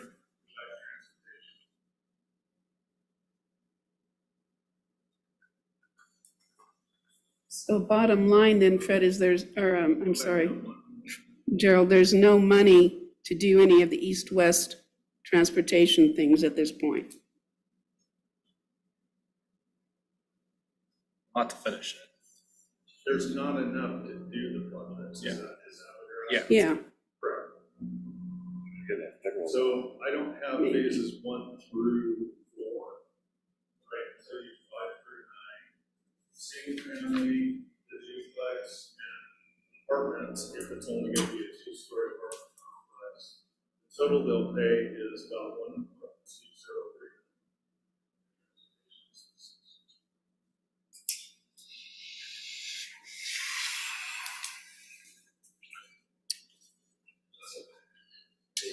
Further questions, Evan? So, Fred, you talk about how the streetlight isn't your preferred method to address traffic in this situation. What, do you have specific examples of what would be your preferred method? Well, and I am not a policymaker. Correct. I Knowing just full well. implement policy. The policy of the city was to try and build out a street network to try and improve connectivity through the community. That was what this called for, specifically recognizing if you put a stoplight at 7th and Monmouth, you stop traffic on Monmouth, right? That I think all of us recognize that was not the ideal situation there. So can I follow up on that real quick? Just to follow up then, is there a way to, find a common ground and say like, look, neither side really is too excited about this stoplight idea, and find a way to address the egress, the the ways out, which is the real challenge to this situation, instead of being stuck on the traffic light on 7th Street, which I agree with the applicant could take a very long time. Can I, before you answer that too, can you Yeah. give I know we've talked about the bridge for a long time, but like ballpark price just for everybody's, I mean, I know it's throwing darts at a board, I mean, probably, but. Just for the bridge, it's a little over 4 million. Okay. Including land acquisition? Nope. and- No, That's just the bridge. Just the design and construction, okay. That's not the ground underneath it. okay, We're constrained on the east and west side by two things. One, Ash Creek, that's your bridge. The property to the west of this development is not owned by this applicant. Property on the other side of that is not owned by that same property owner. So there's 3 different property owners. 13th Street is an unimproved county road. So that has to be improved across the bridge up to 13th. And then the development that is building off of Talmadge has to be extended all the way down. Well, their first phase doesn't go all the way down.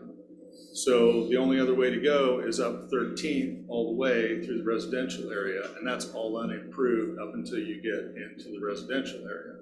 So you have that whole west side that is supposed to be developed by development to get to the bridge on one side and get to the bridge on the other side, and then the city builds the bridge. But the developer that owns that property has to donate that land to the city in order to make that happen. In order for him to develop, he'd have to do that anyway. If you look at the east side, we have right-of-way over to the railroad tracks, and we have right-of-way over to Corvallis Road. None of it's improved, and we have to do an at-grade rail crossing, which means we have to deal with the railroad and permitting with the railroad, Right. permitting with ODOT rail. The alternative that was looked at a few years ago was to go over the top of the railroad, and that was a $10 million price tag. So it's not as easy as, well, why can't we just punch the road through? I'd love to be able to punch the road through and tell the railroad, you're just gonna take it and love it, okay? That would be wonderful. But it's not gonna happen. And the other side is controlled and constrained by development that we have no control over. And those property owners, we don't know when they're gonna develop or if they're gonna develop. The one that has the bridge project or bridge property, they may not want to develop at all. So we're constrained by property owners and we're constrained by railroad. So then is the answer not to do any more improvement there until we can either go through on Mountain View to the east, or it gets developed on either side of the bridge and the city gets federal money to put in the bridge? Do we just not do any more development there? No, because that's declaring a moratorium and you can't do that without going through the state. But what you can do is continue to allow staff to work with our legislators to try to get the federal money that will help us build that project out there. We're also talking to legislators and folks at the state about trying to get the railroad to be a little bit more open to a fully protected at-grade rail crossing that would help speed up the project. So there's a lot of things that we've been working on for over the past year, but unfortunately, these don't just hop and happen. It takes a lot of time and effort on our part while we're doing the rest of our jobs to try to make these things happen. So developers always move faster than we can. It's just the nature of the game. My whole career has been this. But we still try to work on making those other connections happen in order to facilitate that flow of traffic. Any other questions? I just want to add one thing. All that being said, like, seriously, if one of those connections got put in, I think that the necessity of a traffic light goes away. Would the traffic light disappear I don't see that either of those happening within the next 5 years. So you put in a traffic light if and when Mountain Fir goes through, which is kind of an odd, people could go south from there and across Stapleton and then back into Monmouth or south to Corvallis, or, west to 99. So it's kind of a roundabout way to get out of the development, or else they're turned back up through town and go back on Monmouth. So that really doesn't help because it still puts the traffic on Monmouth. But anyway, if this doesn't happen for 5 years or so, and when it finally does, will the traffic light on Monmouth go away if it gets put in? I would highly doubt it.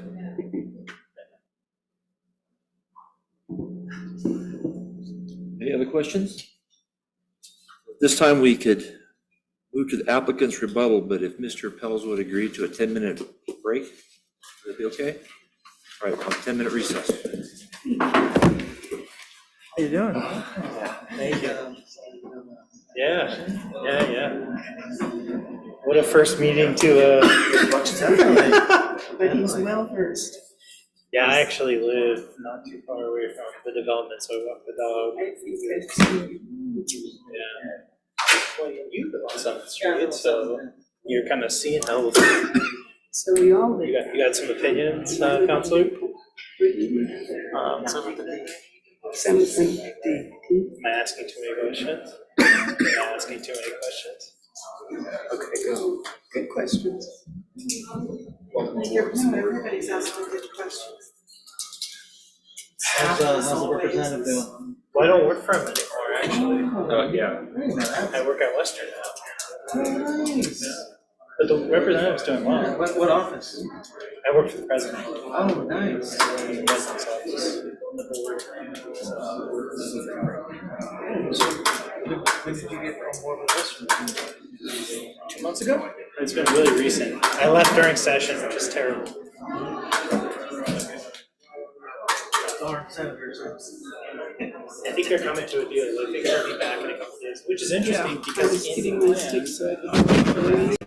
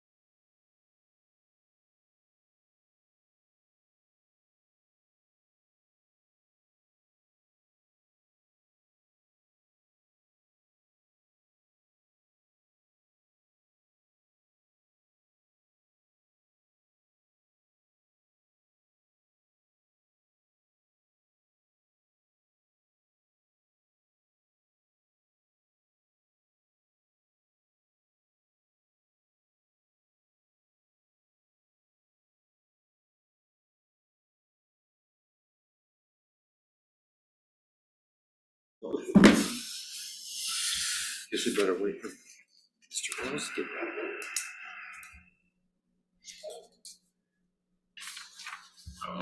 What's that? Where'd he go? Well, it figures. We'll hang on for a few more minutes. Everybody have a good chance to get their legs stretched?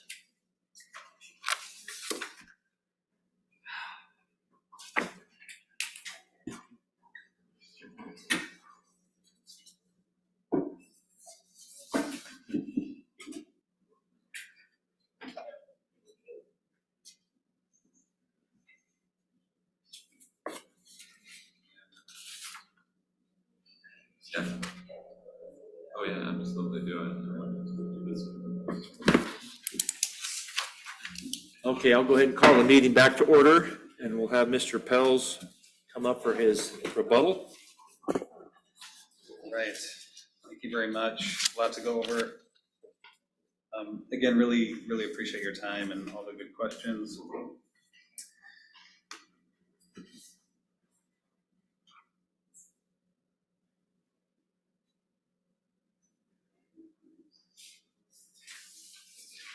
Yeah.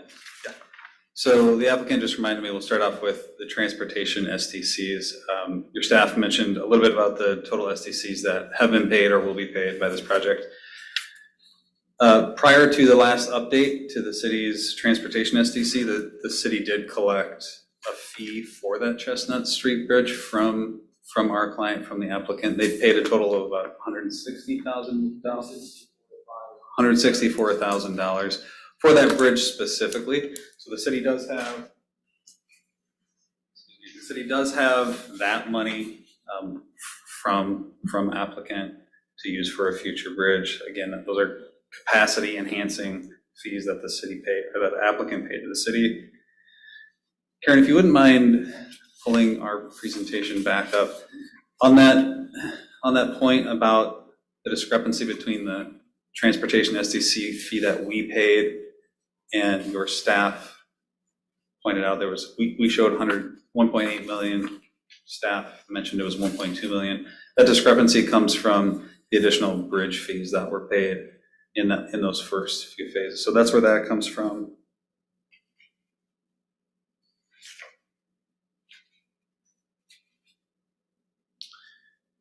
One of the other things. Sorry, I can tell I still don't have it. Oh, that's okay, Karen. Yep, it's right there. No, I mean, as Oh, far as being on Zoom. On Zoom.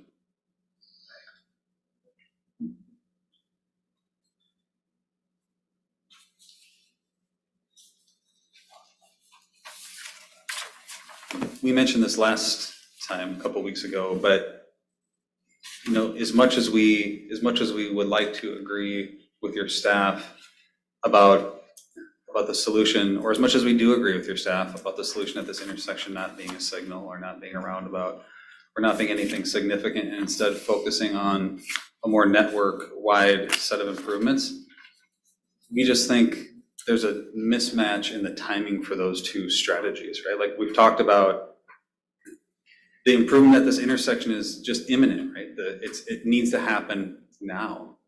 And the network approach, as your staff pointed out, if they've been collecting SDC fees for the last 15 years, it's likely that some or all of those roads would have been there. That's just how much time it takes to do all that. And we just don't have time to do that in this situation. So I think we have to compromise, right? We have to give up something to address another problem. And I think, again, this is where our perspective on the relationship between the development community and the city is a little bit different than staff's, where the city put in 2009 and 2012, the city put all of its eggs in the Southwest Independence basket and said, we're gonna accommodate all of our future population in this area. And they have to build a network of utilities and streets to accommodate that. It just so happens that the development in the Southwest Independence area that's moving forward first is here, and that development impacts this intersection, right? So it's a timing question, and when we say the city has some skin in the game, we don't mean that they should pay any more than is fair, or allow us to pay less. We just mean that their responsibility to also plan for those improvements and plan for how those improvements get funded in a way that's reasonable and realistic for development. So that's what we mean by that. And I think, again, it's important that you all just keep in mind that we don't disagree with staff's purpose and approach. We just think the timing doesn't work for this specific project. Your staff mentioned that there was a conversation with the development community around the time that the transportation and water system SDCs were recently increased, and mentioned that were additional improvements such as a signal at this intersection added to the city's system development charge methodology, the individual per home transportation SDC, just the transportation SDC, would be $28,000 per home. And you've heard tonight how that just doesn't work in the context of the market, right? So what ends up happening is you price yourself out, and this happens in other cities, you price yourself out of the market through too many fees. And people just choose not to live in Independence. They choose to move somewhere else where they can buy a home.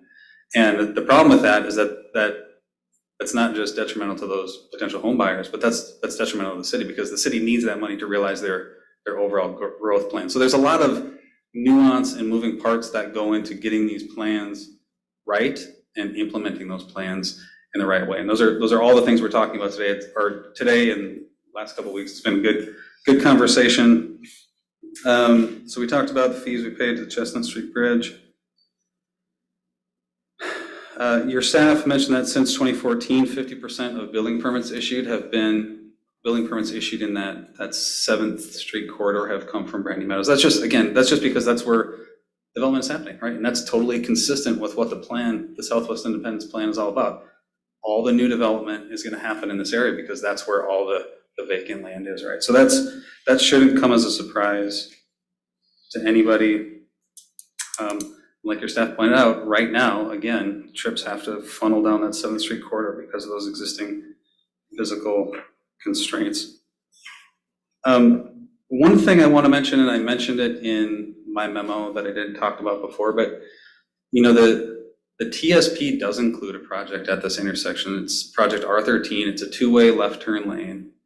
And the TSP's methodology says that with the addition of that two-way left turn lane improvement, that intersection can handle 1,625 PM peak hour trips or something to that effect, which is more trips than will be generated at that intersection by the time our application is fully built out.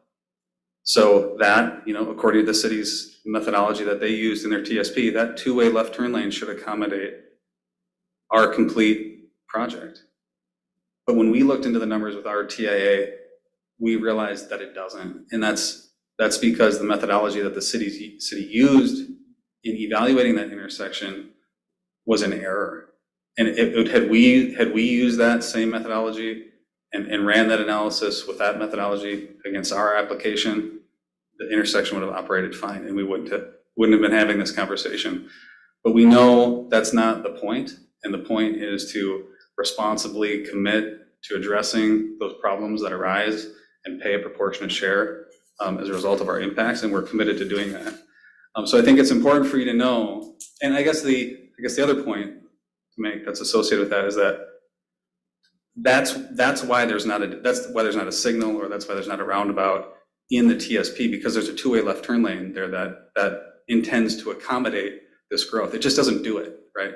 And so we think, again, because of that error in the TSP, it's fair that the city apply this methodology that we have provided, this methodology that accounts for existing trips at the intersection relative to our new trips, which is a perfectly legitimate, fair way to divvy up the cost of impacts. We think that's a fair way to do it, especially in light of the fact that there's not a project in the city's long-term transportation plan that can address these impacts.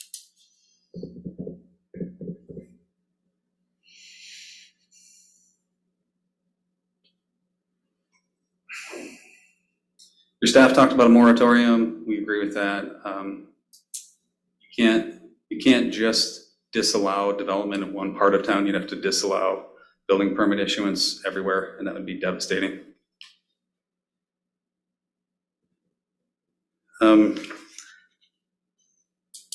Jennifer, did you want to make any comments, or do we cover it? Anybody else on our team have any final comments? Well, I think seeing none, again, we really appreciate your time.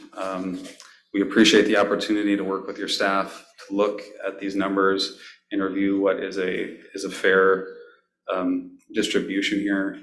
We think that the suggestions that we put forth in front of you tonight are the right way to go, and we would appreciate you approving the application with those changes. Yeah.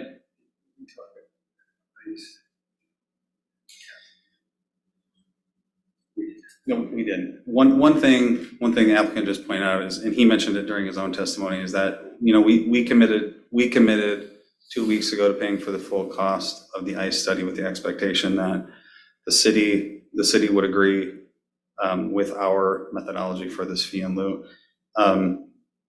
Applicant would like the city to consider putting some cap on the overall price that applicant is obligated to pay for that. And so we were thinking, put a cap upwards of $20,000 on applicant's obligation to that.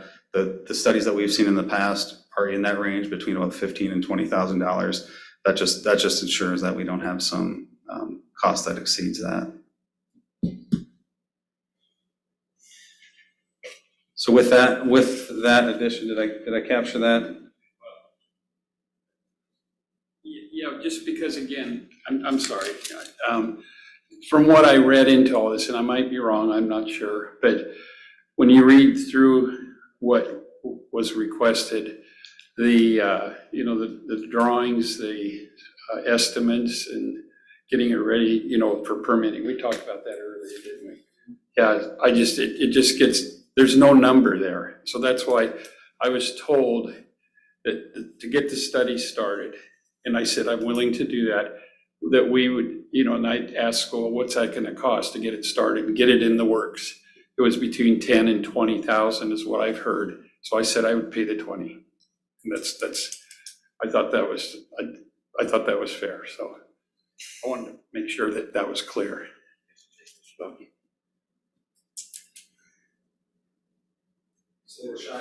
One other thing here, Michael Poisson, AKS Engineering, 3700 River Road, Kaiser.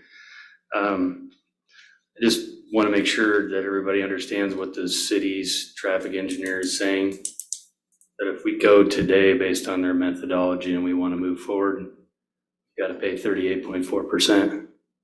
If we just wait till 2027 when the intersection fails and resubmit our application, we only have to pay 6%. How does that make any sense, I guess? That's my question for you. That's it. Thanks. I don't have anything else. Thank you. Thank you. I think that concludes our rebuttal. Questions of Mr. Pels? Okay, does the applicant waive their 7 days to submit final written argument?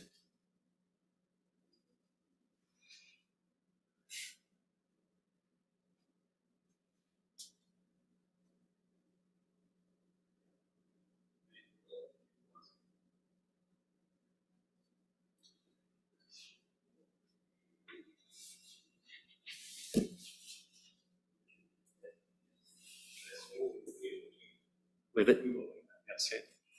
Has anyone requested that the record be held open? Okay, since there is a no, I will close this record, public hearing. Okay, deliberation and decision. Oh, no. I guess I still, I don't like the ambiguity either, is where I'm at. I mean, we've generally, when we assess projects, it's pretty, I'm gonna say it's black and white, but we have the code to look at. And in this moment, it just feels like there's not a lot of there's not, it doesn't seem like there's a lot of, or a perfect sort of amount of data to make, I think, a sort of a fair judgment or a fair assessment. I think the point about 6% in 5 year or 2027 versus 38% now, sort of that does resonate with me a little bit, or quite a bit.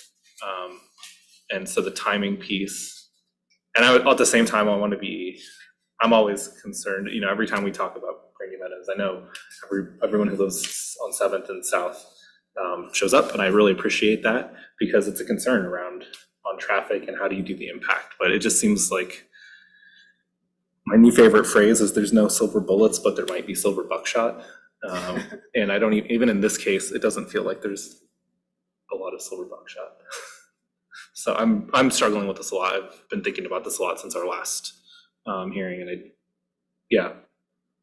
I'm sympathetic to the applicant. I'm sympathetic to what the city is saying as well. So yes, clear as mud.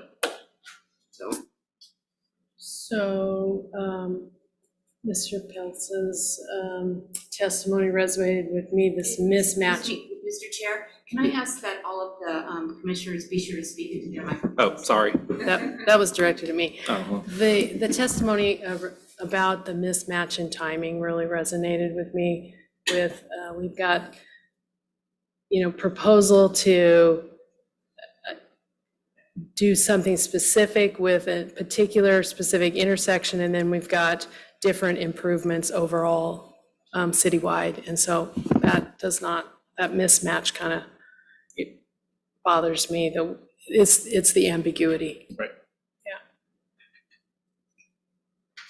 Yeah. Well, I don't know how we can make a decision when everybody's so far apart. Because I don't want to vote for something where nobody can agree on the final numbers, and the ambiguity is part of it. Yeah.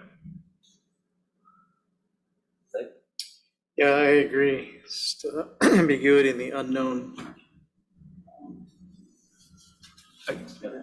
Yeah, I mean, I could see how both sides have made some compromises. I mean, there's been some coming together on a lot of stuff. I'm still, and I know that there's not a perfect solution here. I'm still kind of thinking that it's bizarre to me, and bizarre might not be the right word, but no one wants the traffic sign, but that's the only solution that we're talking about.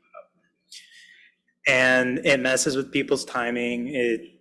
It could create new problems to the overall traffic system. Yet, I don't know if we have any other solutions. What's the other solution?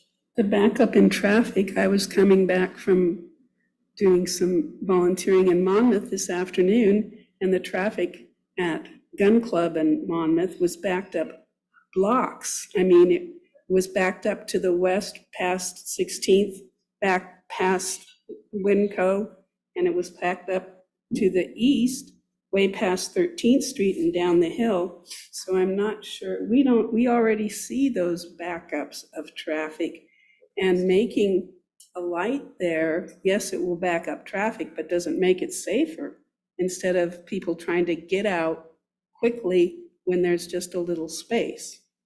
So that argument doesn't ring true to me. There's going to be backup either way. And that one, that's not part of it, but I have a question. If this funding piece is not decided, if you didn't have that, as I'm looking at the map, you could do phase 5 and phase 6, is that right? Before you'd have to do something at the intersection. Is that correct? That's correct. That's correct. And I don't know if that makes it worthwhile to put your money and equipment in to do that piece of part of it. I don't know that. That's for you guys to decide, for the developers to decide. I just wanted to be clear on what that part. Well, there has to be breaks. certainty for their costs. Yeah. Right? I mean, Right. sort of looking at you all, but it has to be certainty for the costs first, so you know what the lot costs are gonna be, you know what the total price, so that you can figure out the budget, you can figure out the margin, you can figure out all of it. And so I Right. think I know what you're saying. I get what you're saying, but I don't think. No, I was just trying to figure out Yeah. if it's not there, Yeah, what goes forward or could go forward. I was just- presumably none of it. Yeah. But I'm Well, looking that would at be maybe the at the other- applicant. And the fees from this development will help the city with their long-term plans for system-wide. Yeah. Which is what we need. Right, this is catch-22. We are between a rock and a hard place, because if we do approve this with the conditions staff has presented, I'm sure it will be appealed. Which in the steps of the process, that's what we have to follow. Yeah. Mhm. So this will just have to let it run the course. This hasn't been an easy one. I mean, I've been on this commission since 1994, and this is by far the hardest one I've ever dealt with. So Do we have to vote? Do we have to make a decision? I close the hearing. Oh, but I mean, does that mean we have to make a decision? Yeah. Yes. Okay. But we have two options. We move to approve or we move to deny. At least moving to approve moves us in that direction. That at least it's on the record, it's approved, and the applicant has the right to appeal. Is that approval then with the city's changes to the conditions? Staff's changes. We could also approve with additional changes. Yeah. To the conditions. From the applicant? Yes.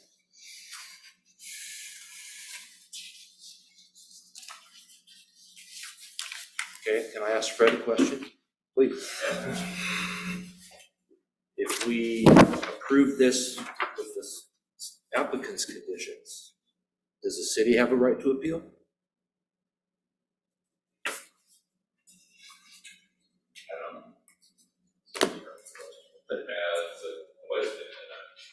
We need a, Well, we need obviously, a lawyer for if this. this is, if we approve this, I'm sure there'll be some attorney situations involved with this.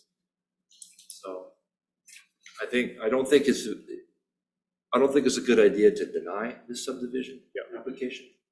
We need to move to approve it. Yeah. And let it work itself through the appeals process. Then ultimately, city council will have it.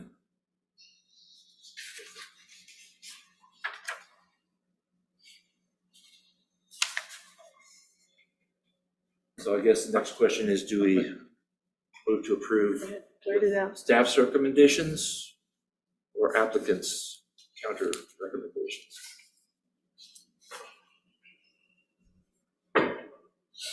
I'm inclined to approve with the applicant's number, to be perfectly honest. And I hate picking a number because it's also still an unknown of an unknown. And so it's just 6% of an unknown versus 38% of an unknown. But the timing piece to me, when you're talking about a 5-year difference, and I understand the city's methodology for sure, but it just seems to me, just in terms of fairness sake.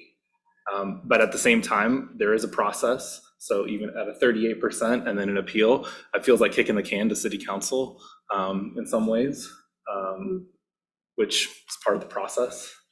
And so, but that also prolongs the applicant's time. I understand, paying for fees, and I mean, it increases the cost, it increases the price, just because there's a lot more staff time that's involved if we kick the can. So I guess I'm of two minds, and as you can tell, everybody's kind of ambiguous and on the I fence. would agree with you, Alex. I'm more in favor of going with the 6%. Yeah. I can be argued. I mean, I guess. I just feel like we have an obligation to do the best we can do to tee it up for city council, as opposed to doing something that we know the council's gonna have to dive into. Right.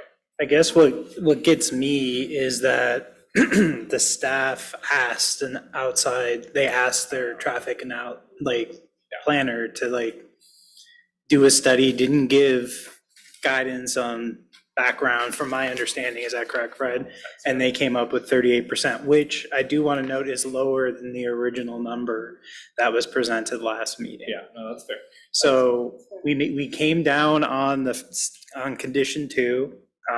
They agreed with the applicant on condition 2. Yeah. And if this was a number that staff came up with on their own, I would be a lot more sympathetic. But they took it to an outside group to do to study, and that's what kind of gets me kind of stuck in that. It also comes down to which methodology do you think is the best Sure. one for looking at that intersection? Sure. No, I hear you there. Yeah, these are always just timing issues. And I would actually, I mean, even, my first commission meeting was talking about, I don't remember which phase of Brandy Meadows, but I remember making the comment that you can't saddle the developer with so sort of maybe improper planning, or just not executing on plans ahead of time. At the same time, sort of hammering, I don't want to adjudicate SDCs again, I guess, like that's not our job and we haven't done that. But also it's easy to, it's like, it sort of can't hammer the city on not collecting funds, but then hammer the city on raising SDCs. I mean, you sort of can't have it both ways in my mind. And so like, well, you didn't raise any funds. Well, the SDCs are too low. Well, you raised the SDCs and now you're collecting funds. I mean, it's sort of like, it's a little bit of a circular argument. Are there other ways to get those fees, like going after federal funds? Well, and that, yeah, I mean, but that, How, you know, do that's you- not in the development code. Right. Yeah, it's not fair to hold Yeah, right. anyone here accountable to that. Yeah, so. No, I understand that, but I just am thinking there are other ways to get to there. Yeah, sure. I guess my question, and maybe it's that I'm brand new, but this is the fourth phase? Well, Fourth it's 5 phase? through 9.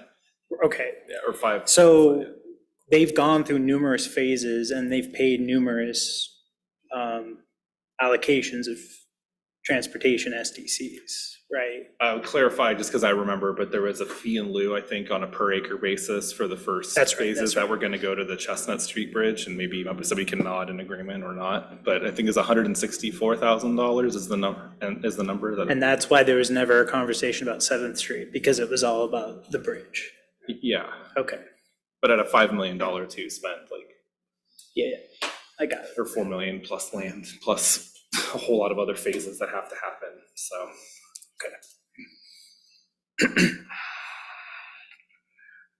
We're in agreement that the commission needs to vote to approve this?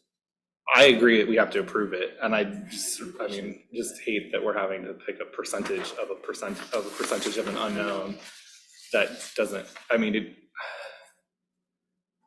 a fixed fee, I think, would be, like, I wish that we could, pick a number, but I don't feel educated enough to pick a number either, and I don't want to, because, yeah, right, so. It's just pulling something out of your Yeah, armpit. well, which is, I mean, but a percent of a percent is the same kind of piece too, so.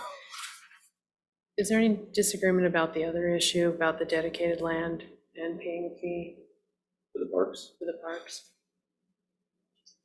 Everybody, does everybody say what? SDCs are not our purview, and I Right. don't feel really comfortable. Exactly, Like, that feels like a city manager right. decision. And I do think that, the city staff has said that they're gonna have a conversation with the city manager about a potential waiving or rebate or waiving credit, thank you.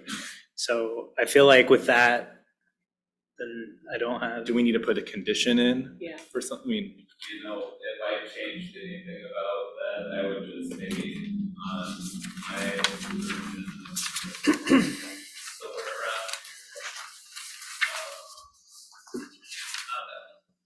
Staff report amended. Yeah, there we go. So on page 4 of that, it talks about credits for improvement as phase 5 grant development. I would maybe put SDC credits may be waived for such and such based on the discretion of the city manager, and just cite that code section. okay.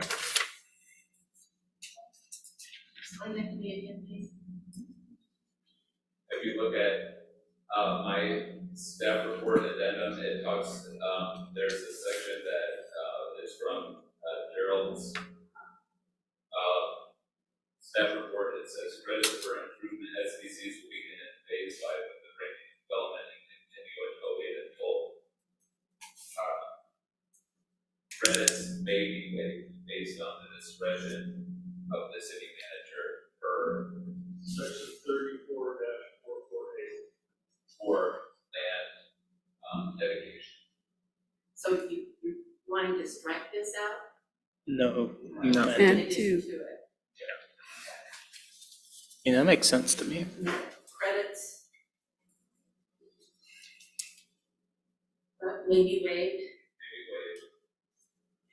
Credits may be waived or No, no. may be granted. May be granted, yeah. Credits may be granted per Per the statute, per the City chart. manager's discretion to review and approval in accordance with IMC 34-448.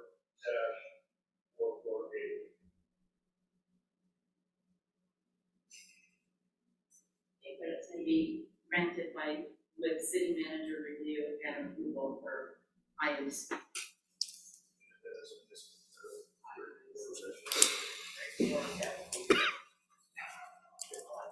Okay, so that takes care of 6B. We're still kicking the can. Well, let's just Rip the Band-Aid. go down the, what do you think, Alex?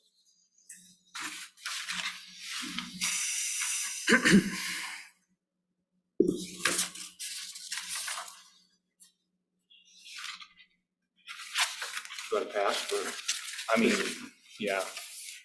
Sally?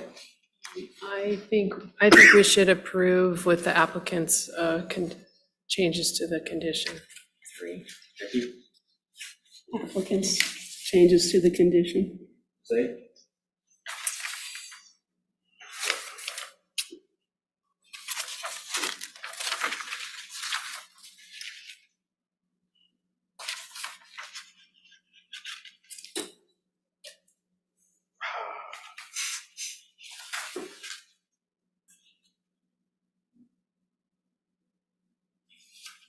I'd say go with the applicant's condition. Evan? I mean, I trust our staff's analysis, so I would support the staff, but it looks like I might be outvoted here, which is fine. I said I would support the staff's recommendation. Cory? Your turn? I would go with the applicant's recommendations. Yeah, I mean, yeah, I think I trust staff, but at the same, I mean, I do trust staff. Not even a Yes. question, Yeah. sorry, yeah. I didn't mean to say loud. I don't, yeah, and I don't think it's a reflection of that. I think to me, it is just the timing piece. And I think even, we talked about, the third-party piece, but that also didn't account for a 5-year look at, like, that 5-year look ahead to me, I think is That really is the fair. crux of this. Yeah. And I understand that, like, yeah, I think I have to go with the applicant. And I'm be my hope that the federal money Yeah, no kidding. comes through for the traffic light situation. Even manifest itself. But that would mean you had to have development on both sides of that bridge. Yeah, I mean, it's such a, Maybe you can get federal funds for the light. or compel the railroad to play ball. I think we need a motion. Yeah. Yeah, we do need a motion too. Karen's got the second part already down. But I have it on my script. we have it too here. Yeah, so Oh, okay. So it's, mine's a teeny tiny bit different, but it's the same thing. It says, I move to approve this subdivision application, file number SUB 022-32, adopting findings, conditions, and staff recommendations as provided in the staff report dated May 30th, 2023, modifications to conditions 2 and 3, and revisions to Gerald Fisher's memo, and add to the Fisher memo credits may be granted by the city manager with review and approval for IMC 34-448. the staff conditions would be Yeah, we not have to to change that. 38%. We have to add that piece in. Applicants. I guess before we vote, I mean, is it just looking at you all, is there a last ditch, like, There's middle is on- number? in their letter No, I mean, that's on page not that, what, you can 5. base this on data or reality. Yeah. Does staff agree the 5-year On- look ahead on piece? AKS's. No. Yeah, but I'm. I guess, can I even ask you questions, or is it just up to Oh, us? that's condition 3, I think. It doesn't matter anymore, yeah, Right. right?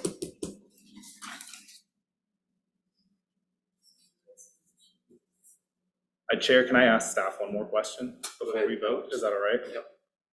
I mean, can you address the 5-year look ahead piece that is resonating with us? Explain what you're talking about. Well, it's, I think the applicant's point is spot on, that if we did this in 2027, Right, well, if we did this, well, No,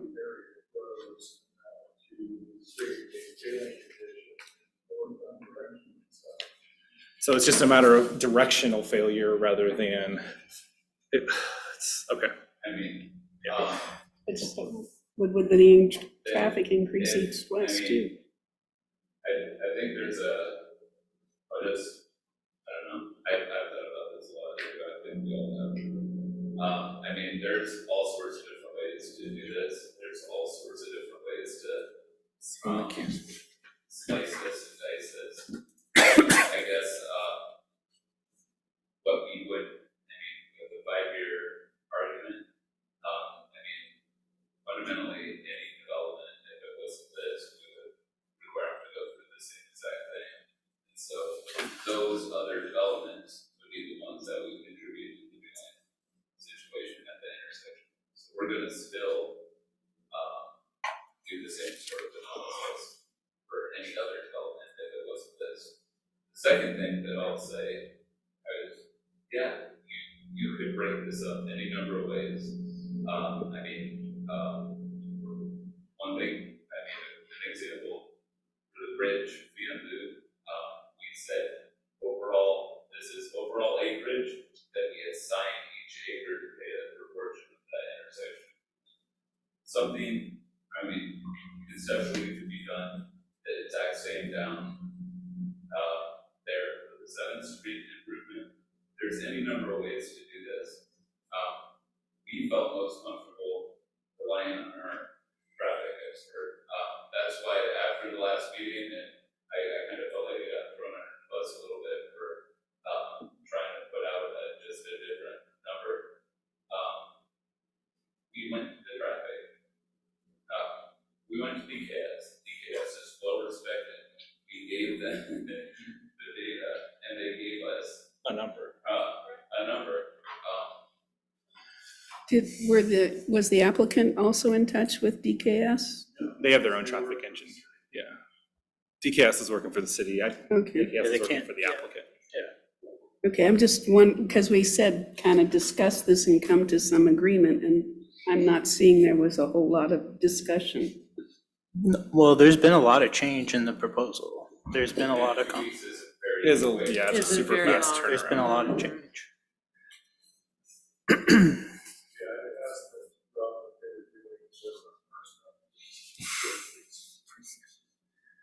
That's kind of how it goes if you're asking for us to look at projects.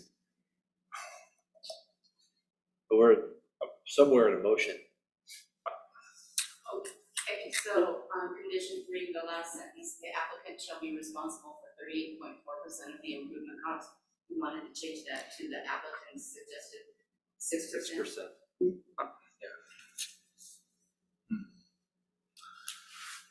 So I think I'm gonna go with staff, I'll just tell you that before the vote. What? I think I'm gonna go with staff, just tell you that before the vote. It's fine if it's split, but anyway, trust staff. Oh, that's more of us. So who wants to attempt the motion? If we're good with this language, I will attempt it. Okay, So I move to approve the subdivision application file number SUP-2022-02, adopting findings, conditions, and staff recommendations as provided in the staff report dated May 30, 2023, with modifications to conditions 2 and 3, with revision to condition 3 that the applicant shall be responsible for 6% of the improvement cost, and revisions to Gerald Fisher's memo, and add to the Fisher memo, quote, credits may be granted by the city manager with approval, or with review and approval per IMC 34-448. I second that motion. All those in favor? Aye. Aye. Aye. Opposed? Nay. That's me. So, who is in favor, could you please raise your hand? So that's Jay, Ross, Howard, and Val, and names for Mark.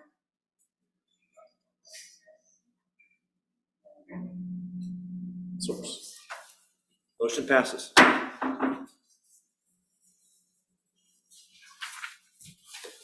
Thank you, folks. Ms. Fuller. All right, so, we're gonna keep on going with this meeting. Take 5 minutes.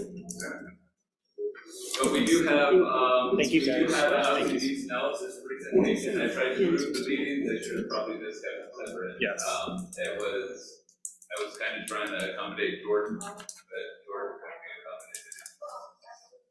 I'm So Jamie, sorry. thank you so much for staying as long as you have and, seeing how things work. You deserve a gold star for waiting that time. Appreciate it. I always expect it when there's a hearing before, so not a problem at all, really, so. Right.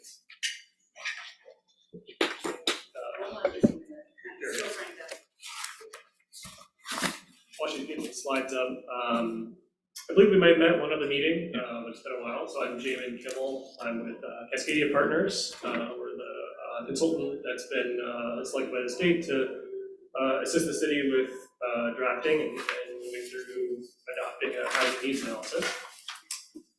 And so the goal for tonight is to review the draft of the housing needs analysis. I'm going to give you an overview of some of the key revisions that have been made since the draft that was presented earlier to you this year at a joint meeting of the planning commissions and council, and take your feedback, and we can work through any final issues, revisions, or additions you'd like to see reflected in the housing needs analysis. So that's kind of the goal for tonight. I'm sorry, did you finish your name? Yeah, it's Jamin Kimmel. Jamin. J-A-M-I-N. I'll give it to you. Yeah. Okay, Fred, do you have any other opening remarks? Okay. I'm just saying it because it's so long. Yeah. How do you feel about stoplights? We're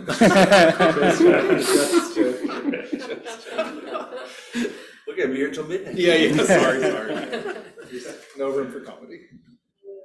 Okay, so I have a presentation that I think would normally take about 20 minutes. I'll try to get through it in about 15. So give you an overview and let's kind of get to the discussions. The housing needs analysis report was in your packet. Yep. So go ahead and go to the next slide. I'm going to be saying that a lot, I think, to flip through here. There we go. So a bit of background. As you recall, housing needs analysis is a requirement for any city over 10,000 population in Oregon. And it is a study that looks at your existing and future housing needs, answers a few key questions about that: how much and what type of housing is needed? Does the city have enough land zoned for the housing to meet its projected needs over the next 20 years? And that's really the central, probably most important question to answer as part of this process. Does the city need more land for specific types of housing? And then more broadly, what strategies can the city implement to help facilitate housing development? The next slide. So this is part of the two-phase kind of planning process that's now been put in place in Oregon in the last few years under recent changes in state law. And so as a reminder, the housing needs analysis is really just the first phase. And as you conclude this process, you will then move on to working through a housing production strategy. And so the HPS is a more detailed action plan of all of the actions you will take over the next 8 years to address your housing needs. And so the housing needs analysis is really just the first stage to identify issues, assess your capacity for housing, and we identify some initial strategies and recommendations in the report.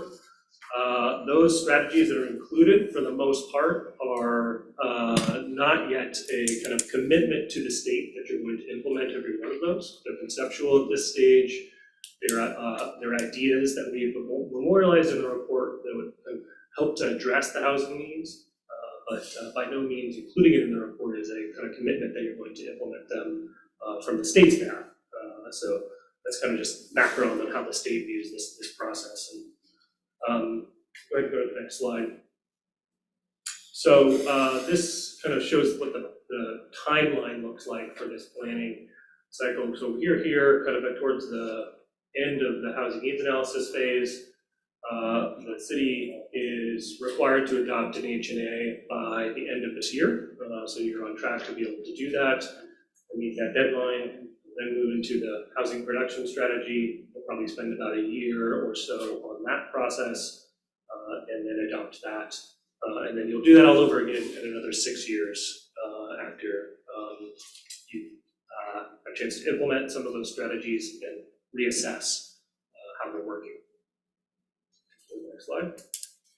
And here's this project timeline. And so we are there in June 2023. You can see the Planning Commission meeting there. We have a meeting scheduled with the City Council on June 27th to present the draft HNA to them.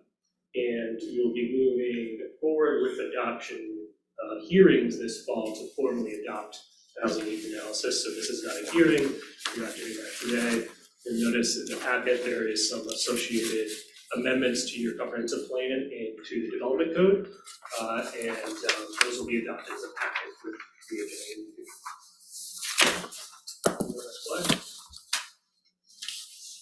A few just quick updates on community engagement that was done in this process. So I wanted to share those with you to give you some insights into what we heard from the community. So in the first phase of the process, we did an online survey was our primary way to get some input from the community. In the second phase, since that point this spring, we released the informational video that went out to the community about what is a housing needs analysis, what were the findings of the analysis. And we held a couple of kind of open house style events at the Monmouth Senior Center and the library in April. Just kind of informal, had some boards set up there to share the findings of the report and to gather some input. And then Fred also conducted some kind of more informal intercept type surveys with residents in the downtown area.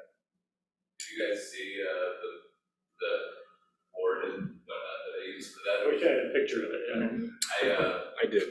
I put 2 pieces of Corex on me and walked around like a Human billboard. The sandwich sign. Yeah, really the goal of all that was just to start to get other anecdotal information from the community and just voices of what people are experiencing related to housing, so we can make sure that's reflected in this. It's not just about the data that we gather from the census, but also what we're just hearing from people day to day. And so as part of that, we, in the housing needs analysis report, we identified some key themes from the engagement. So those are listed here, these 8 key themes. And I won't go through each of them just for the interest of time. Many of them will be familiar to you, especially managing the impacts of growth. That probably sounds familiar today. We haven't dealt with that. Yeah. A few things that are kind of new concepts that came up in more recent engagement were one, the desire for some more kind of family-friendly housing options. So people talked a little bit about just larger units that are affordable to families. That's hard to find in the community. There's lots of small apartments, lots of larger homes that are unaffordable. So there's a gap there. A need for age-friendly and accessible housing. And so people also talked about kind of wanting to downsize but not finding options that were a good fit for them. And also just needing units that were physically accessible for people with disabilities. So you'll see in the comprehensive plan housing policies that we've recommended be amended as part of this process. We've recognized some of those issues and kind of memorialize them as policies in the comprehensive plan. So goals to support housing that would meet those needs.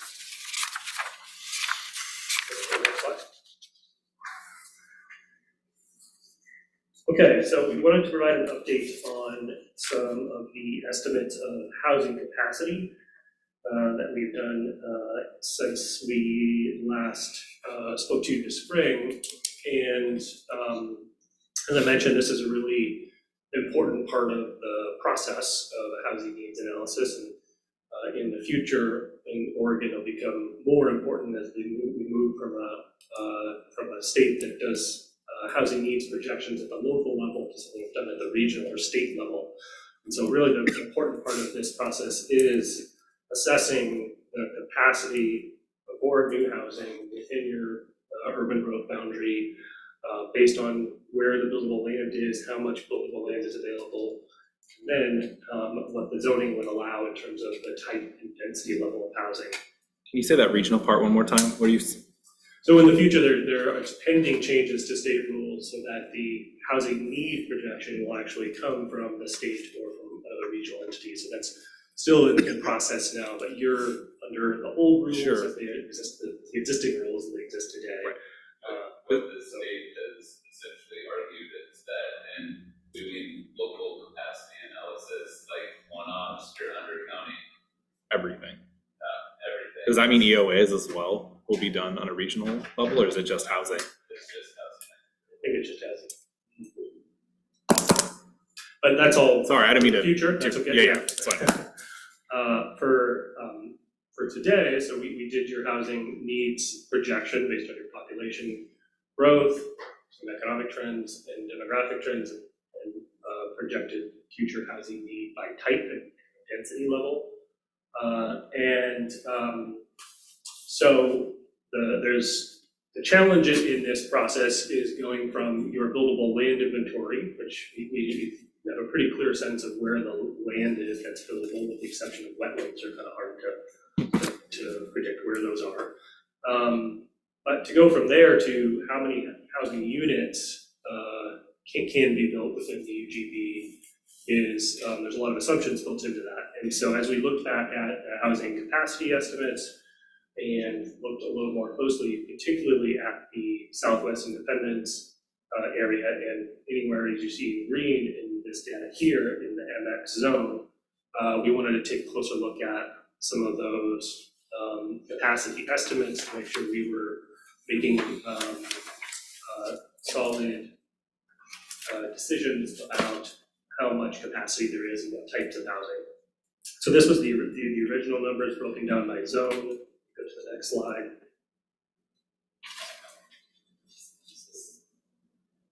These are the numbers we presented to you last, broken down by housing type. And so you can see there the 20-year need for housing, the estimated capacity within your zoning and UGB, and then the difference there either being a surplus of capacity or a deficit of capacity. And so we identified that there is a fairly significant surplus of capacity for single-family detached housing, and potentially a deficit of capacity for kind of medium density townhomes / plexes or multifamily housing. I had a question on that. Sure.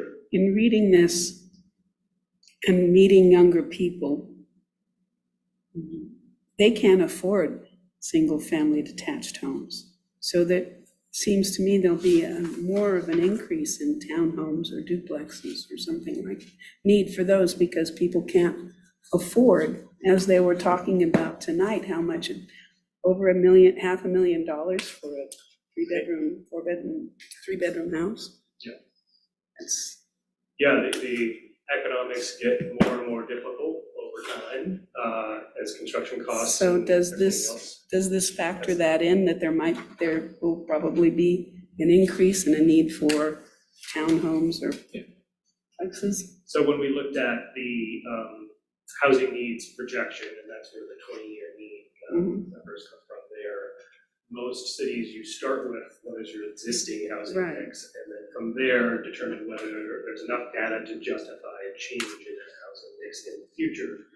Our assessment was there's not quite enough data there for us to say that the housing mix in the future will change significantly. And so we kept the housing mix, housing types, equal to what it is today. And so it is about 70% single family housing, 65, I think, and about 30 to 35% in the townhome plexes or multifamily. And so we did not change that mix with this assumption, but I don't think that's an unreasonable conclusion to draw. And one of the reasons why you'll see in the strategies that many of them focus on those higher density housing types, because those are also the housing types that tend to be more difficult to build or more likely to experience barriers in the development.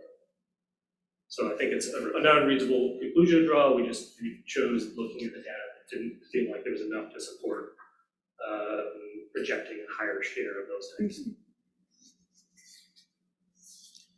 So even given with that share of higher density housing types, we found there was a deficit of capacity in the original estimates.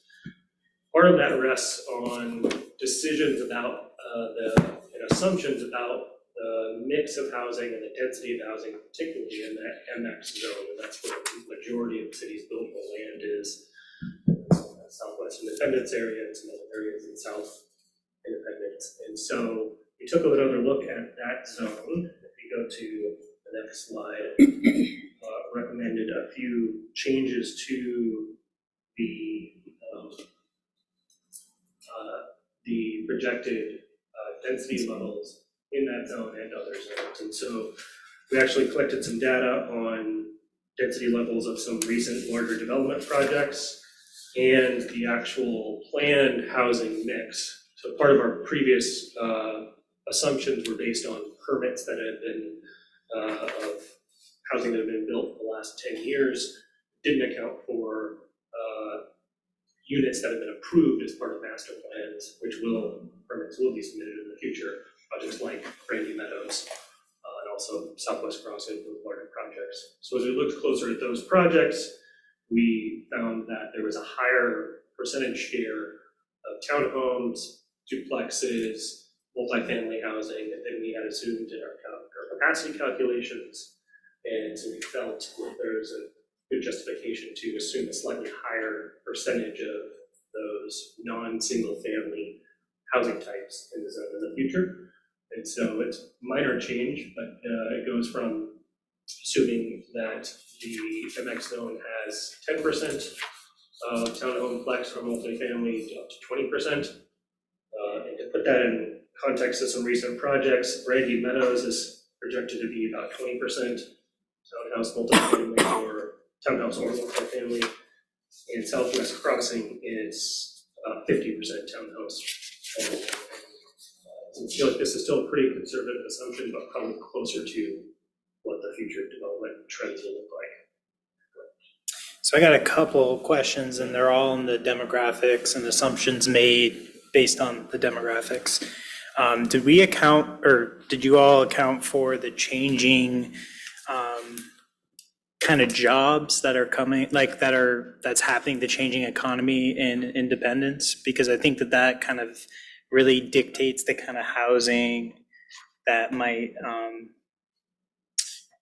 build demand. You see what I'm saying? Like traditionally, we've had more of a manufacturing base and natural resource based economy here, and I think that's rapidly changing, as you've seen in the news lately. And so I think that definitely has an impact on the kind of housing that people who live here might be interested in purchasing. There's almost no way to account. Or not being able, and that's fair. I just feel like I'm like That's asking totally that fair. question. Yeah, fair. You know, so that was one. And then the other thing that I was looking at is median age. And, you know, we just talked about how a bunch of the folks who are buying these houses apparently are retirees and older. But then I'm looking here and we're saying that we're younger than average Polk County residents.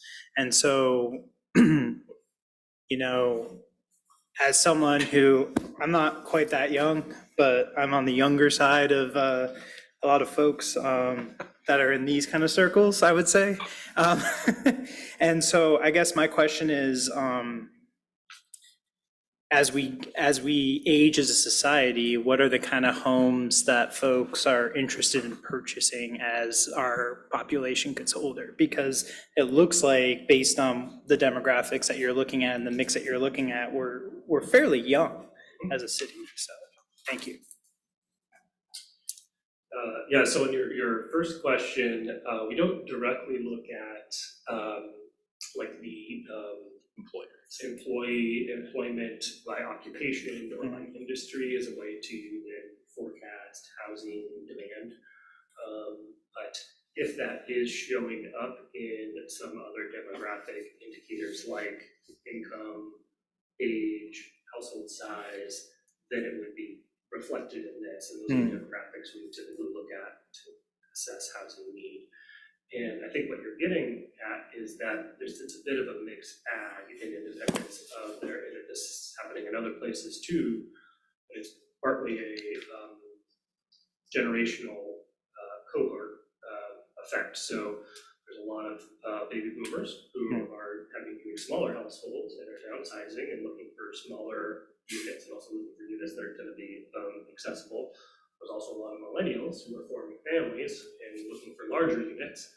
And so there's different things happening. You also have in-migration and quite a bit of in-migration independence of the Hispanic population who tend to have larger families, younger families.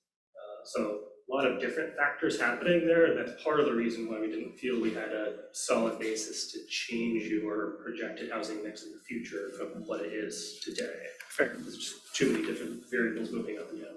I also would wonder how many of those are households with adult children who can't afford to move out, Right, that could also be another thing that's driving or household size. students banding together to be able to afford something. One thing that I'll just add too is, I hang out at the gate a lot, and, and even wearing the sign around and talking to people, a lot of our younger population lives in apartments, just in talking to folks. So, if we're talking about maintaining a younger population, a lot of the younger folks are living in apartments, and a lot of the kids at the gate, let's say, they live in families that live in Legacy Oaks or Richmond Square apartments. Just 2 cents. So I think at a high level, what you'll see in the report is that we didn't have enough of a clear direction in terms of changing the methodology for projecting your housing need in the future. We didn't feel like that was strong enough a direction to do that. At the same time, I think a lot of the strategies that are included, the comprehensive plan policies, are specifically responding to the dynamics of the housing market, that there is a wide variety of needs, and given affordability challenges, there's a strong reason for the city to focus on removing barriers to a wider variety of housing types and kind of fostering different kinds of housing types, and then also specifically income restricted affordable housing. So I think even though it isn't reflected in the housing need, the numbers of the projection, I think there's support for in the data for you to move forward with strategies that would respond to those issues. Well, your data that shows income being lower in Independence than in the county as a whole supports that. Okay, I think we've covered everything on the capacity, so if you go to the next slide, this is the revised housing capacity estimates with those changes to some of those assumptions, density and mix incorporated, and it goes primarily from the MX zone, assuming slightly higher density and wider variety of mix of housing types in those zones. And also in the commercial and mixed use zones, we took a second look at those and opted to increase the assumed density in those zones based on recent projects that have been built, particularly in the downtown area. So the bottom line here is that there is not remains a significant surplus of housing for single-family detached, and primarily because there is very little buildable land left in the residential high density and the residential medium density zone, RH and RM, and quite a bit of land left in the mixed density zones, in the MX zone. And so there still remains that challenge, although there's not a technical deficit of capacity for kind of medium and higher density housing. It still puts the city at a little bit more of a risk that their capacity won't be enough to meet that demand should any of our assumptions about that future demand be different. So there's kind of a higher risk for those types than there is for single family detached housing, where there isn't enough land available. And so I think that again supports the need to continue to find ways to expand capacity for those housing types and to remove unnecessary barriers to them being developed. Any questions on the housing capacity estimates? Okay. So turning now to some of the implementation measures. So you'll see in the report, there is kind of two sections on implementation, and one of them is titled Measures to Accommodate Needed Housing.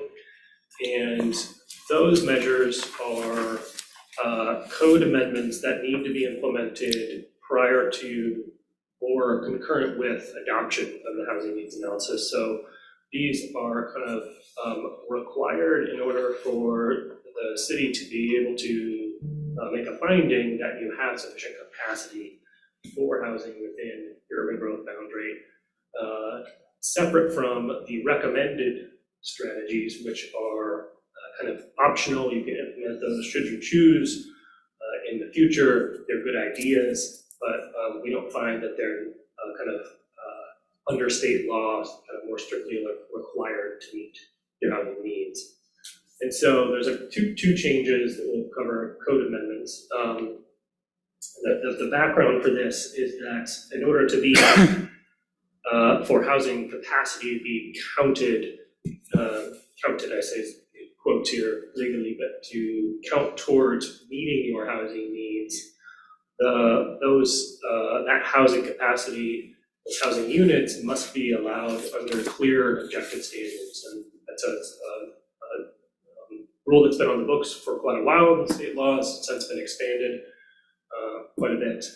And what that means is that the city can have a separate set of approval standards that are not clear and objective, so that are discretionary, offer some maybe subjective, offer discretion to the planning commission, the city council, or staff to interpret the rules.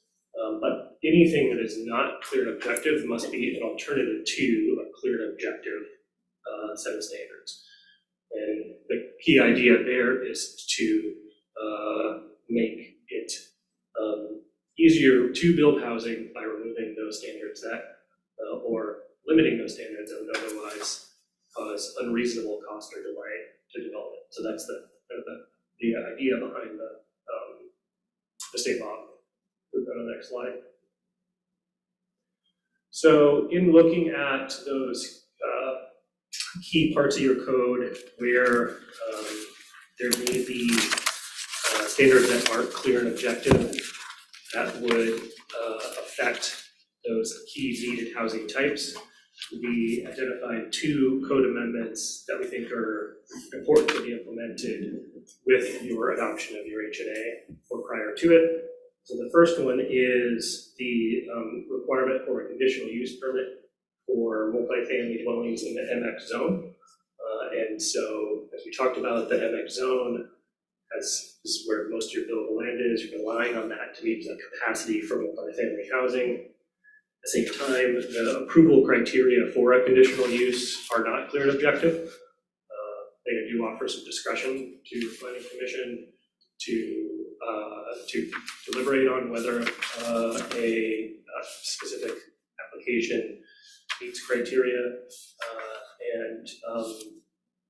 And so the recommendation is to change the multifamily developments in the MX zone to a use that be permitted outright. Can I ask one question? So do your projections account for this change in code when you're heading for housing inventory? Yes. So we wouldn't change the number if it was a conditional use, but under state law, if you were to adopt your housing needs analysis, and you were counting on housing that was only allowed under conditional use, you'd be opening up a legal risk for appeal. That the developer might say that you can't count this housing as housing that's not allowed outright. Got it. Okay. Or at least allowed under clear objective standards. Okay. Sorry to keep interrupting you. Yep, for sure. So the conditional use requirement, I'm not exactly sure why it was applied to multifamily housing in the MX zone and not applied in some other zones. It's sometimes applied somewhat arbitrarily when cities want to have some say in the design or the location of a particular project. In this case, because almost all housing in the MX zone is subject to a master plan approval, there will still be a process probably where, as you've had with other master plan projects in that zone, you'll have an indication of where the multifamily housing will be built. And if you reviewed at that stage, the difference now is when it gets to the stage of pulling their permits and building the multifamily housing, they will need to also apply for a conditional use approval and go to a site design review. Site design review under our code is a staff level review, so it would be moving it from the planning commission to the staff level review, and it would be basing it on clear and objective standards that we'll show you as in the site design review standards we included in this a little bit. Yeah, that's actually the next slide. Let's get into that. So site design review, and this is an issue that applies to multifamily housing or townhomes in all zones. Some of the approval criteria under site design review are not clear and objective. And there are a couple of examples up there. So that first standard A is a good example of preservation of landscape and significant wildlife habitat. And it says a landscape shall be preserved in its natural state insofar as practical, minimizing tree, wetland, and soils removal, so on and so on. But some of the language in that standard is discretionary. It says insofar as practical or shall be minimized. So those are the kind of standards that cannot be applied to housing unless they are an alternative to a clear and objective standard. Clear objective standard usually is numeric in some way, or at least, open to less interpretation. And so the recommended changes to the site design review chapter were included in your packet. And basically the change is to not apply some of these discretionary standards to residential development. And so the code amendments then split out the review criteria so that the standards as they're written today would continue to apply to commercial and industrial development as they're written today. But for residential development, there would be a more limited set of standards that are only clear and objective, would not have some of these more discretionary standards continue to apply. For that, we just solely relied on our existing code and just tried to point to places in our existing code that are already there. So we weren't trying to reinvent the wheel.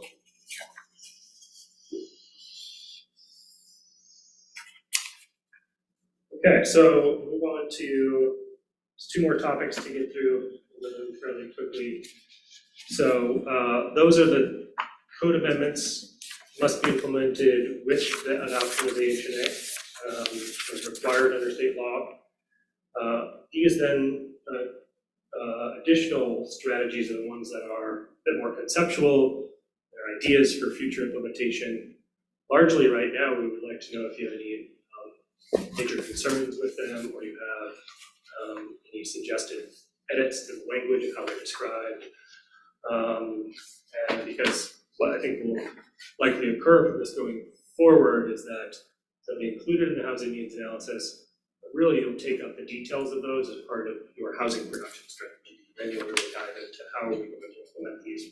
So you're asking for questions on the recommended housing strategies? Yeah, let me get through, I'll show you what the changes are. This was the original set, so we just had 4 original strategies.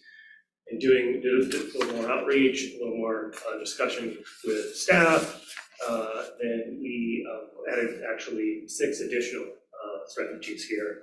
So if you go to the next slide, there's now 5 total, or 10 total, these are the first 5, and we've indicated here on the slide which strategies are new. And so I'm just going to cover those. That can answer questions about the others, but number 3 there is encourage a wider variety of housing types in the medium density zone. And so there is some buildable land remaining in that medium density zone. Most of the development in the past 10 years has been single family attached houses. And so this strategy is what other ways, kinds of code changes could be put in place to try to encourage a wider variety of housing types in that zone. A few things that are identified are setting a minimum density standard in that zone, allowing for triplexes and quadplexes in addition to duplexes, which are allowed today, and reducing the minimum lot size to allow slightly higher density development. My question on that one Sure. was just parking. Yeah, parking. Parking. You knew that was I coming. knew it was coming. You I knew was it waiting. coming. Vicky's our parking lady. It's always my thing. 3.5 hours in, Becky. Parking Yeah, not- she's- Yeah. Not enough or too much? Not enough. Not enough. Not enough, sure. So if you're, and I agree that a wider variety is good. I just want to make sure if we do this, that we adequately plan for parking. If you've got a 4-plex and you've got 2 people working in each 2 houses, 2 cars, or if they have kids and that kid has a car, where do all these cars go? So we didn't look at your parking standards in detail as part of this process. So Fred, take a note. They also I didn't, will they also be didn't bugging you. rise to the level of egregiously high, if I recall. Probably 1.5 spaces per unit, 1 space per unit. See, and that's where we get into trouble. Well, that's also kind of partially mandated by the state, so. Well, in addition to the parking, Doesn't mean we can't do some more. of the RS zones, wouldn't they be impacted by historic preservation? Yes. Yes. The RS zones definitely are. Yeah, we don't make any specific recommendations in the RS zone. Here, it's all RM, RRH, or MX for the most part. I think there is one, actually one number 5 on the over that could affect the RS zone. But yes, there are other barriers. I'd say in general, parking is not necessarily a barrier to development of that density we're describing in the medium density But zone. you haven't lived where there's not enough parking. Right, You've yes. driven down I'm 7th sure he Street when has. there's a dump truck coming at you and parking on either side. Yeah, Well, there's gonna be a stoplight now, so you that won't help I'm that. just joking. Our assessment is it's not a major barrier, but yeah, definitely, it's a livability It's a- issue that has to be contended with the balance with these housing goals. The other one that was added, number 5 there, is a bit of a broader idea about allowing for some smaller scale multifamily in more zone districts, and so that includes RM, but could extend to RS. as well. And small scale multifamily there is described as beyond just a duplex, triplex, or a quadplex. And even just introducing the idea at this stage that the city could even reorganize some of its zoning regulations to focus more on the form of the building and less on the number of units in it. That's something that some cities are moving towards. Those are the two. Yeah, we go to the next slide. So number 7 is new there, and so one thing we heard from Fred, and also I think was relative to some of the community feedback, and this is also relative to the parking issue, is improving standards and streamlining processes for smaller infill projects. So some of the, particularly I think, subdivision standards, other development standards that are kind of written for larger greenfield projects, kind of like Brandy Meadows, don't work very well when you apply it to a 1 acre parcel kind of in the middle of town, but those are the kinds of parcels that I think you'll continue to see development happen on. And it's a good thing to happen there where the infrastructure is already available.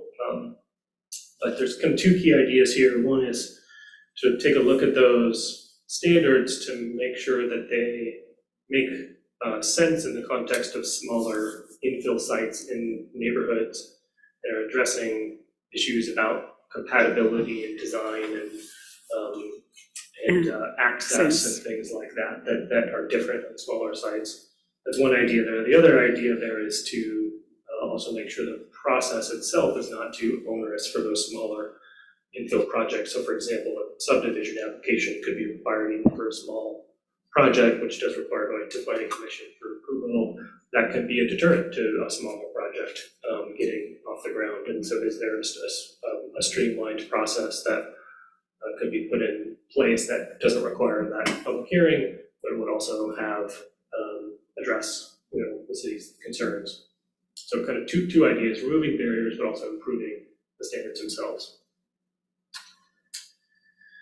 So number 8 there, evaluate strategies to encourage development of family-friendly housing. Is also just something that came up a couple of times. Families are attracted to independence.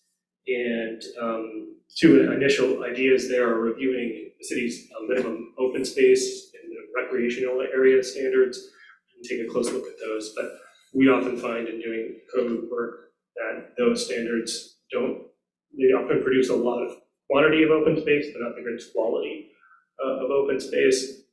And so taking a fresh look at those to make sure that kind of amenities that are getting built with new apartment buildings, or even new like townhouse projects, make it family friendly. Nice It's outdoor not areas. just family either. Even seniors would like to have places where they can walk comfortably and safely.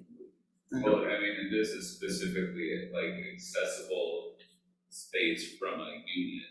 Let's say one of the things that I heard quite a bit is, boy, it would be great if I had a place where I could open my dog or open my door and my dog could go out to the bathroom. Or my dog could just go out and I wouldn't have to worry about it. Or if there was a place where I could open my door and my kid could go out for a little bit and they could be outside.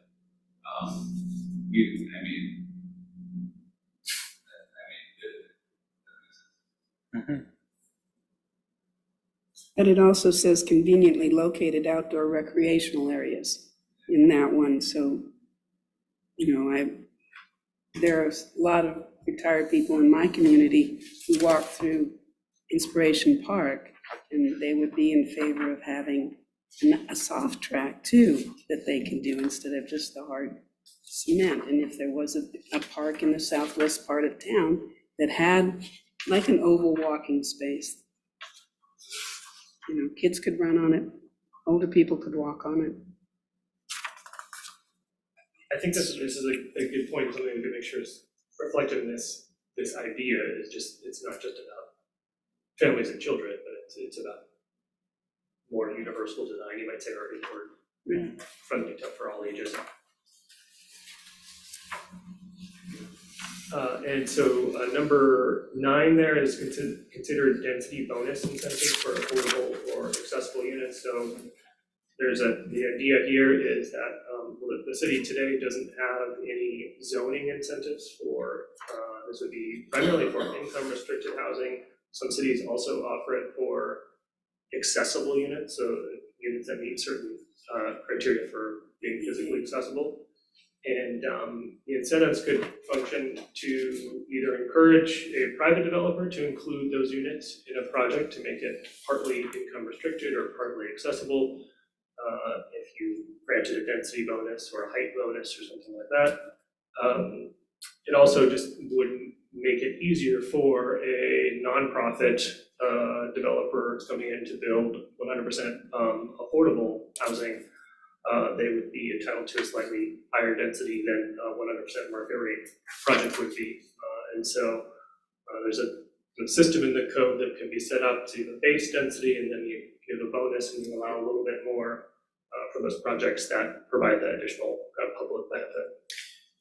What is affordable? True, that's part of the conversation of how you can set those, that incentive, and so.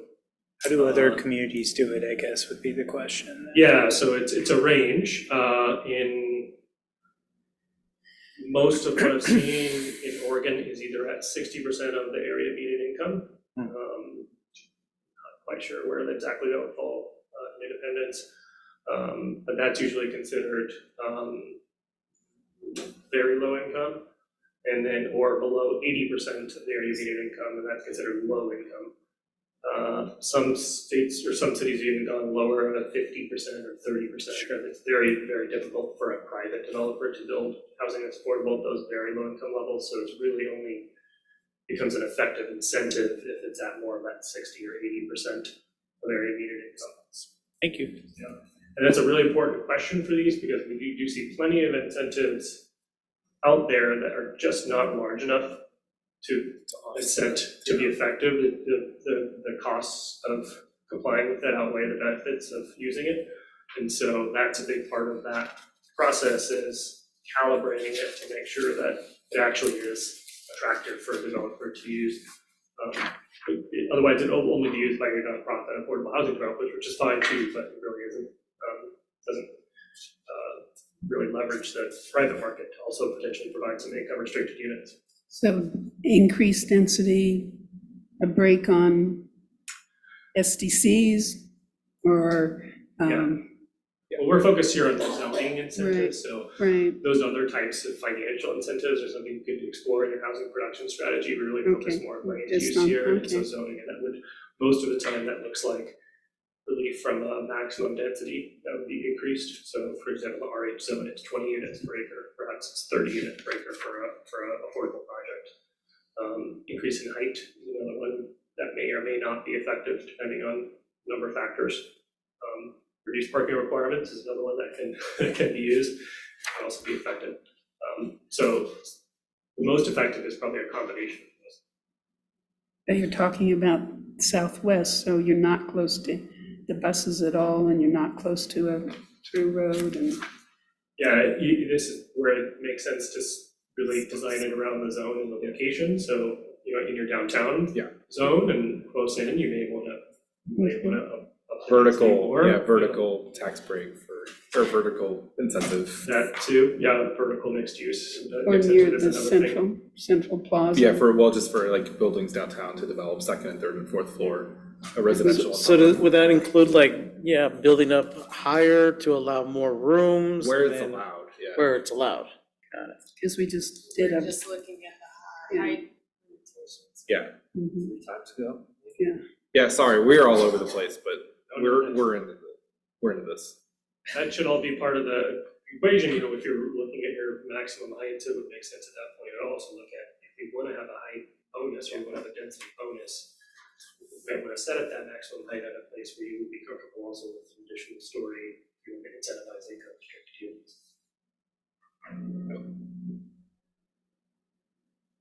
Last, number 10 there is to consider strategies to discourage redevelopment of existing manufactured home parks. And so the city of Leadville 2 or 3 manufactured home parks, something like. You said 3 in your 160 or so. report. What's that? You said 3 in your report. 3, that sounds right, yeah. And 160 170. spaces or so. 170, yeah. 170, yeah, so it is a significant source of relatively affordable housing in the community. And in a hot housing market, these are also susceptible to being redeveloped. Most of these are in zones that they would allow another use, and so it could allow for apartments, it could allow for a single family subdivision, maybe commercial development, depending on the zone. And so Sun City is seeing that potential and some of it actually happening where those mobile home parks have been redeveloped, have responded to that because of the concerns about the impacts on the Displacement. residents and the displacement of the manufactured home park residents, which are uniquely kind of burdened by that kind of displacement because they, it's often impractical or illegal to move a manufactured home depending on how old it is. And so it's often they're kind of out of luck and have to abandon their homes. So it's a particularly challenging issue. In response, some cities have implemented a manufactured home park preservation zone. And so the idea there is other uses outside of a manufactured home park would be prohibited. And therefore, in order to redevelop the park, you need to apply for a rezoning. At that stage, the city would have some say over approving that rezoning. And so that is one tool, not without its complications, affecting the property rights of the property owner, but it is a tool that we wanted to put on the table because manufactured home parks are part of the mix. Just a quick question. Did you happen to know, you may or may not know, like average space rents for a mobile home, for manufactured? I don't know that. No, I don't. It's not like there's not very good data on the census. We didn't collect that separately. So I'm not sure. I don't know exactly, but from what I've seen in other communities, they are often at the lower end of the spectrum, and the incomes of people who live in the manufactured home parks are fairly low compared to kind of your median income. Yeah, because when I knew people who lived at the mobile home park on Edwards and Monmouth, gosh, their space rent in a span of 3 years went up from like $250 to like $490. Yeah, and so honestly, like one of the folks that I talked to, I was talking, we went over to the senior center, Jamin and I, but then I also went to the senior center a different day, and I was talking to this lady, and she was telling me that she lives in a mobile home park with her sister who's, got dementia. And she was explaining to me her housing situation, and she says, my housing space rent goes up 4% minimum every year. Potentially 10%. Now I want you to understand like how over a barrel those folks are at that point, because their asset is attached to the space and they can't move their asset. And so they could do so a lot of times manufactured home park owners just keep on increasing the rent, and they know that they're going to get it because everything that You're person stuck. has You're is stuck. Yes. on that spot. So outside of the redevelopment strategy, there's always almost like a rent control piece to it that playing outside the purview of what we can do. But I'm assuming those go probably hand in hand, or could. Or is that a state? Is that only state? I guess. I'm not actually sure how states' rent control laws apply to mobile home spaces in particularly. It's don't have expertise in that. But yeah, in this purview, we're really just thinking about future development and land use. And so for the scope of this, our recommendation is to look at that in terms of if the policy of the city would be to try to preserve the manufactured home parks. A preservation zone is a tool to do that. That doesn't prevent rent increases. Yeah, almost might even make it worse. Okay, the last section here, if you go to the next slide, So the housing needs analysis will become part of the city's comprehensive plan. Yeah. And so, as part of that, we prepared amendments to the comprehensive plan to kind of incorporate the housing needs analysis. And so those are in two sections, one on land use and urbanization, and we basically replaced the 2007 or 2008 buildable land inventory, which is out of date, with a reference to this current buildable land inventory. So just removing that outdated data. But most of the kind of more substantive changes are in the housing chapter. And so we revised kind of an overall goal that's stated in the chapter to broaden it to recognize the importance of affordability. That term and concept wasn't reflected in the goal, and choice of locations, so offering multiple options for people to choose where to live. Added some kind of short titles at the beginning of each policy just for readability. And then added these two new policies to specifically have a goal around affordability and in the sphere of affordable home ownership, and then a sphere of affordable rental housing. And so this idea of affordability as a goal for the city and as a policy objective wasn't really reflected in the comprehensive plan, and with everything we heard and saw on the data, we thought it was appropriate to have that as a policy goal that would support changes going forward. We can go to the next slide.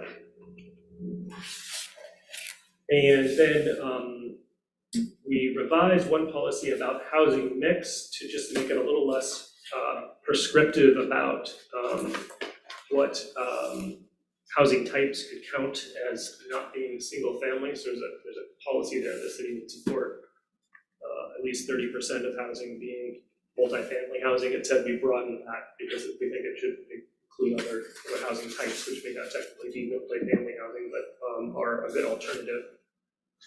And then we added two new policies to respond to some of the other specific kind of demographic issues we were bringing up. So housing for all ages and abilities, and that's policy 12 you'll see there, and then a new policy 14 on family-friendly housing.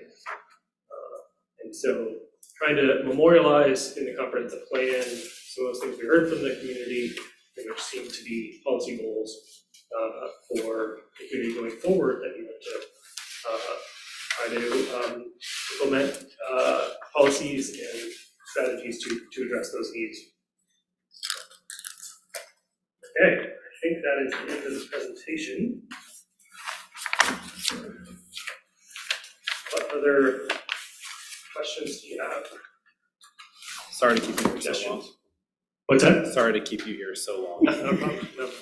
Hey, Jamin, I got a quick question. So we had proposed where we just brought it over the site design review, and it would just be a staff level review. If we put like a threshold on a certain size of multifamily and require Like number of units. like a number of units, could that go to something like over a threshold requires planning commission review? Yes, it could. And just use the site design review requirements. So you can require it with a planning commission and be then subject to a public hearing, I assume, at the planning commission. And you can require that. You can't change the standard, the approval standards. Well, you could, but the approval standards need to remain clear and objective. And so this is something I've seen in other cities too. It can be a little bit tricky because the planning commission is then reviewing a project for approval with standards that are pretty straightforward, and it's kind of hard to argue whether or not they apply or not. And so that can be a tricky part of it. Let's not do that. If it has anything to do with the historic preservation, can we just have the staff do the approval? Is that a motion? I Well, this is second. like, this is 10:15, Sally. Throw it out there because Sorry. Spicy. I'm sorry, I didn't hear what you said. The draft itself right now just says all multifamily is gonna come through staff level review, and I didn't know if there was a certain threshold. Our site design review standards were is all industrial commercial comes to me unless it's over 40,000 square feet, in which And it case triggers. it, like Western Interlock, it came to you guys. So, I'm just throwing that out there as an option for your consideration. The thing that's frustrating about any kind of public process is, to your point, if things are pretty clear and there's no leg to stand on, planning commission hearings, we just get hammered for like 2 or 3 hours. There's not a lot of, it's not a, You don't have a lot of discretion. we have don't have we any have noticed, discretion. I feel like generally outside of like tonight's hearing, we don't have tons of discretion anyway. But and the just public doesn't quite understand. understand that our role is not, what do we like, or what do we want? It's a matter of what's the code say. We're just implementing. Yeah, what's the code say? We're checking. And honestly, if there is an appeal of the staff level decision, it would come to you guys. So there is a mechanism already. There is a mechanism. That's great, because it's so important to have like a public process. Like, I can't tell you how many times in other roles that I've played, like, if there was just a public process where people could like understand what's happening, it would address like so many people's issues. But what happens is like, they don't know it until like someone starts building something, right, you know? And it's too late. So that's my only concern with you just signing off on everything, is like, how are people gonna find out? That is the benefit of what you're proposing, is that there would be a notice, that there'd be a public hearing, even if For staff level Right. site design review, we put out a notice, we still do that as part of that. It would go to people within 250 feet. Well, posted on their that's- site. Yeah, 250. It's the feet. heartburn is that's not that far, right, you know, so. But recently, we just started posting project sites, so I mean, people saying, yeah, I went out and looked at the branding and just noticed this change. Do we also have is there a page on the Independence City website that has site design review project? Yeah, I saw it once where it was I've seen the signs, it was like the picture of the sign, so people should know what to look for. Yeah, you know. But if it's like the Brandy Meadows one, unless you're down that way, you never would have seen it. It's so much better than Salem. I just gotta praise Fred, because, you know, when I lived in Salem, they would have these, like, their notices were like yellow pieces of paper on trees that were gonna get cut down and stuff. Or, you know, and it's like, when you're driving 50 miles an hour past something, you're not, you know, so you have to like physically like know what you're looking for, whereas we have signs in numerous places to like look at, you know. And we just increased the size, and Fred put the bright green colors on it. Yeah, I think that's awesome. Well, we can explore that a little more. Yeah, I think- with kind of pros and cons of having a threshold that kicks it up to the planning commission. I know that City of Beaverton has something like that, and gone through that process. We'll bring both options to the next meeting, and you can consider those. But based on all of that, it's super late, and I'll just say, normally I try and keep these meetings short. I just didn't want to have you guys 3 weeks in a row, and so I thought, shoot, we'll be able to get through, and I apologize. Unfortunately, I have a board apologize meeting for the next 2 viewing days, that, too. like, this is like a long meeting, and honestly, I never wanted to sit through meetings this long, either. So I'm sorry that you guys had to. I'm sorry that you had to be honest. We signed up for this. I mean, exactly. We agreed to it. honestly, like, I mean, I really appreciate the level of care. So it all averages out over a year, because Yeah, those sometimes it's meetings, 30 I'll minutes. call it to order at 7, and we're walking out at 7:20. So Very 20 rarely. Well, a few, Very. maybe 7:30 or 7:45. 7:45, we'll say. But I'll just say, literally, you guys put a lot of care into that, and I really appreciate it. Like, you guys represented the city well tonight with, like, your delivery. And I want to say thank you to Alex and Sally and Becky and Jose and Evan, because that was awesome. That discussion we had. And sometimes, I've had people, I've run into people that have been to some of our meetings sometimes, and what do you do? What's your purpose? There's no purpose with you people. Well, then we have now we don't have an empty chair. That, and I don't know how many times I talk to people, okay, if you have a complaint or you want to bitch want to play whatever you want to do. There, bring it, talk to us, or get on the thing. Yeah. And just, I can't remember the last time we've had a full panel on the planning Been a commission, while. so it's been a long time. So, So we're sorry to keep you with her. No problem. okay, we know the drill. Let's, Yeah, thank you. Really appreciate Yeah, it. thank you. This is Thank- great. Yeah, if you have any other comments, send them through Fred, I would assume. Yeah. And so, our scope of work formally ends the end of this month, so we're gonna start wrapping it all up and delivering a package to Fred. At that point, we intend adoption hearing in the future, just to help kind of get it to the final stages. I think we're pretty close to having kind of an adoption-ready package. So, we appreciate your work. There are requests for proposals out for the continuation document. For the housing production strategy. The housing production strategy, and we are planning on putting into the. I like the Great. extra recommendations that you added from that Right. initial 4 to the 10. Right. I thought it was really interesting, especially around form, allowing for form, like infill for form, that it's on scale and stuff. Like, we talk a lot about form. Another quick question, I know, was it 2 years ago that City of Independence was the fourth largest, fastest growing city in the state? Something like that. We're We're still gotta be pretty close to top 10. Actually, I'm not sure how it compares statewide, but yeah, it's fast. Yeah. No. That's for sure. It's about to get faster. Faster. Yeah, and on Fred's note about the funding available, the state re-upped the same amount of funding, actually a little more funding than at the last cycle. So your application for the housing production strategy certainly be approved, I think. You do that, and I would even encourage you to maybe apply for other housing related code amendments, things like that. There'll be plenty of support at the state level for this kind of planning. So. Marshall, Sean, and I are gonna sit and talk about like what exactly we think we should apply for, because I think we could apply for multiple things. Housing production strategy definitely, but then potentially throw in something like potentially looking at some of the infill stuff, maybe, or something like potentially then some of the more base stuff that we're talking about, maybe something in there. Love it. Thank you. Thank you, Jamie. Yeah, thank you. I'd like to move to adjourn. Second. All those in favor? Aye. Opposed? Meeting adjourned. Good job. It's disappointing, no video. Good job for the whole commission.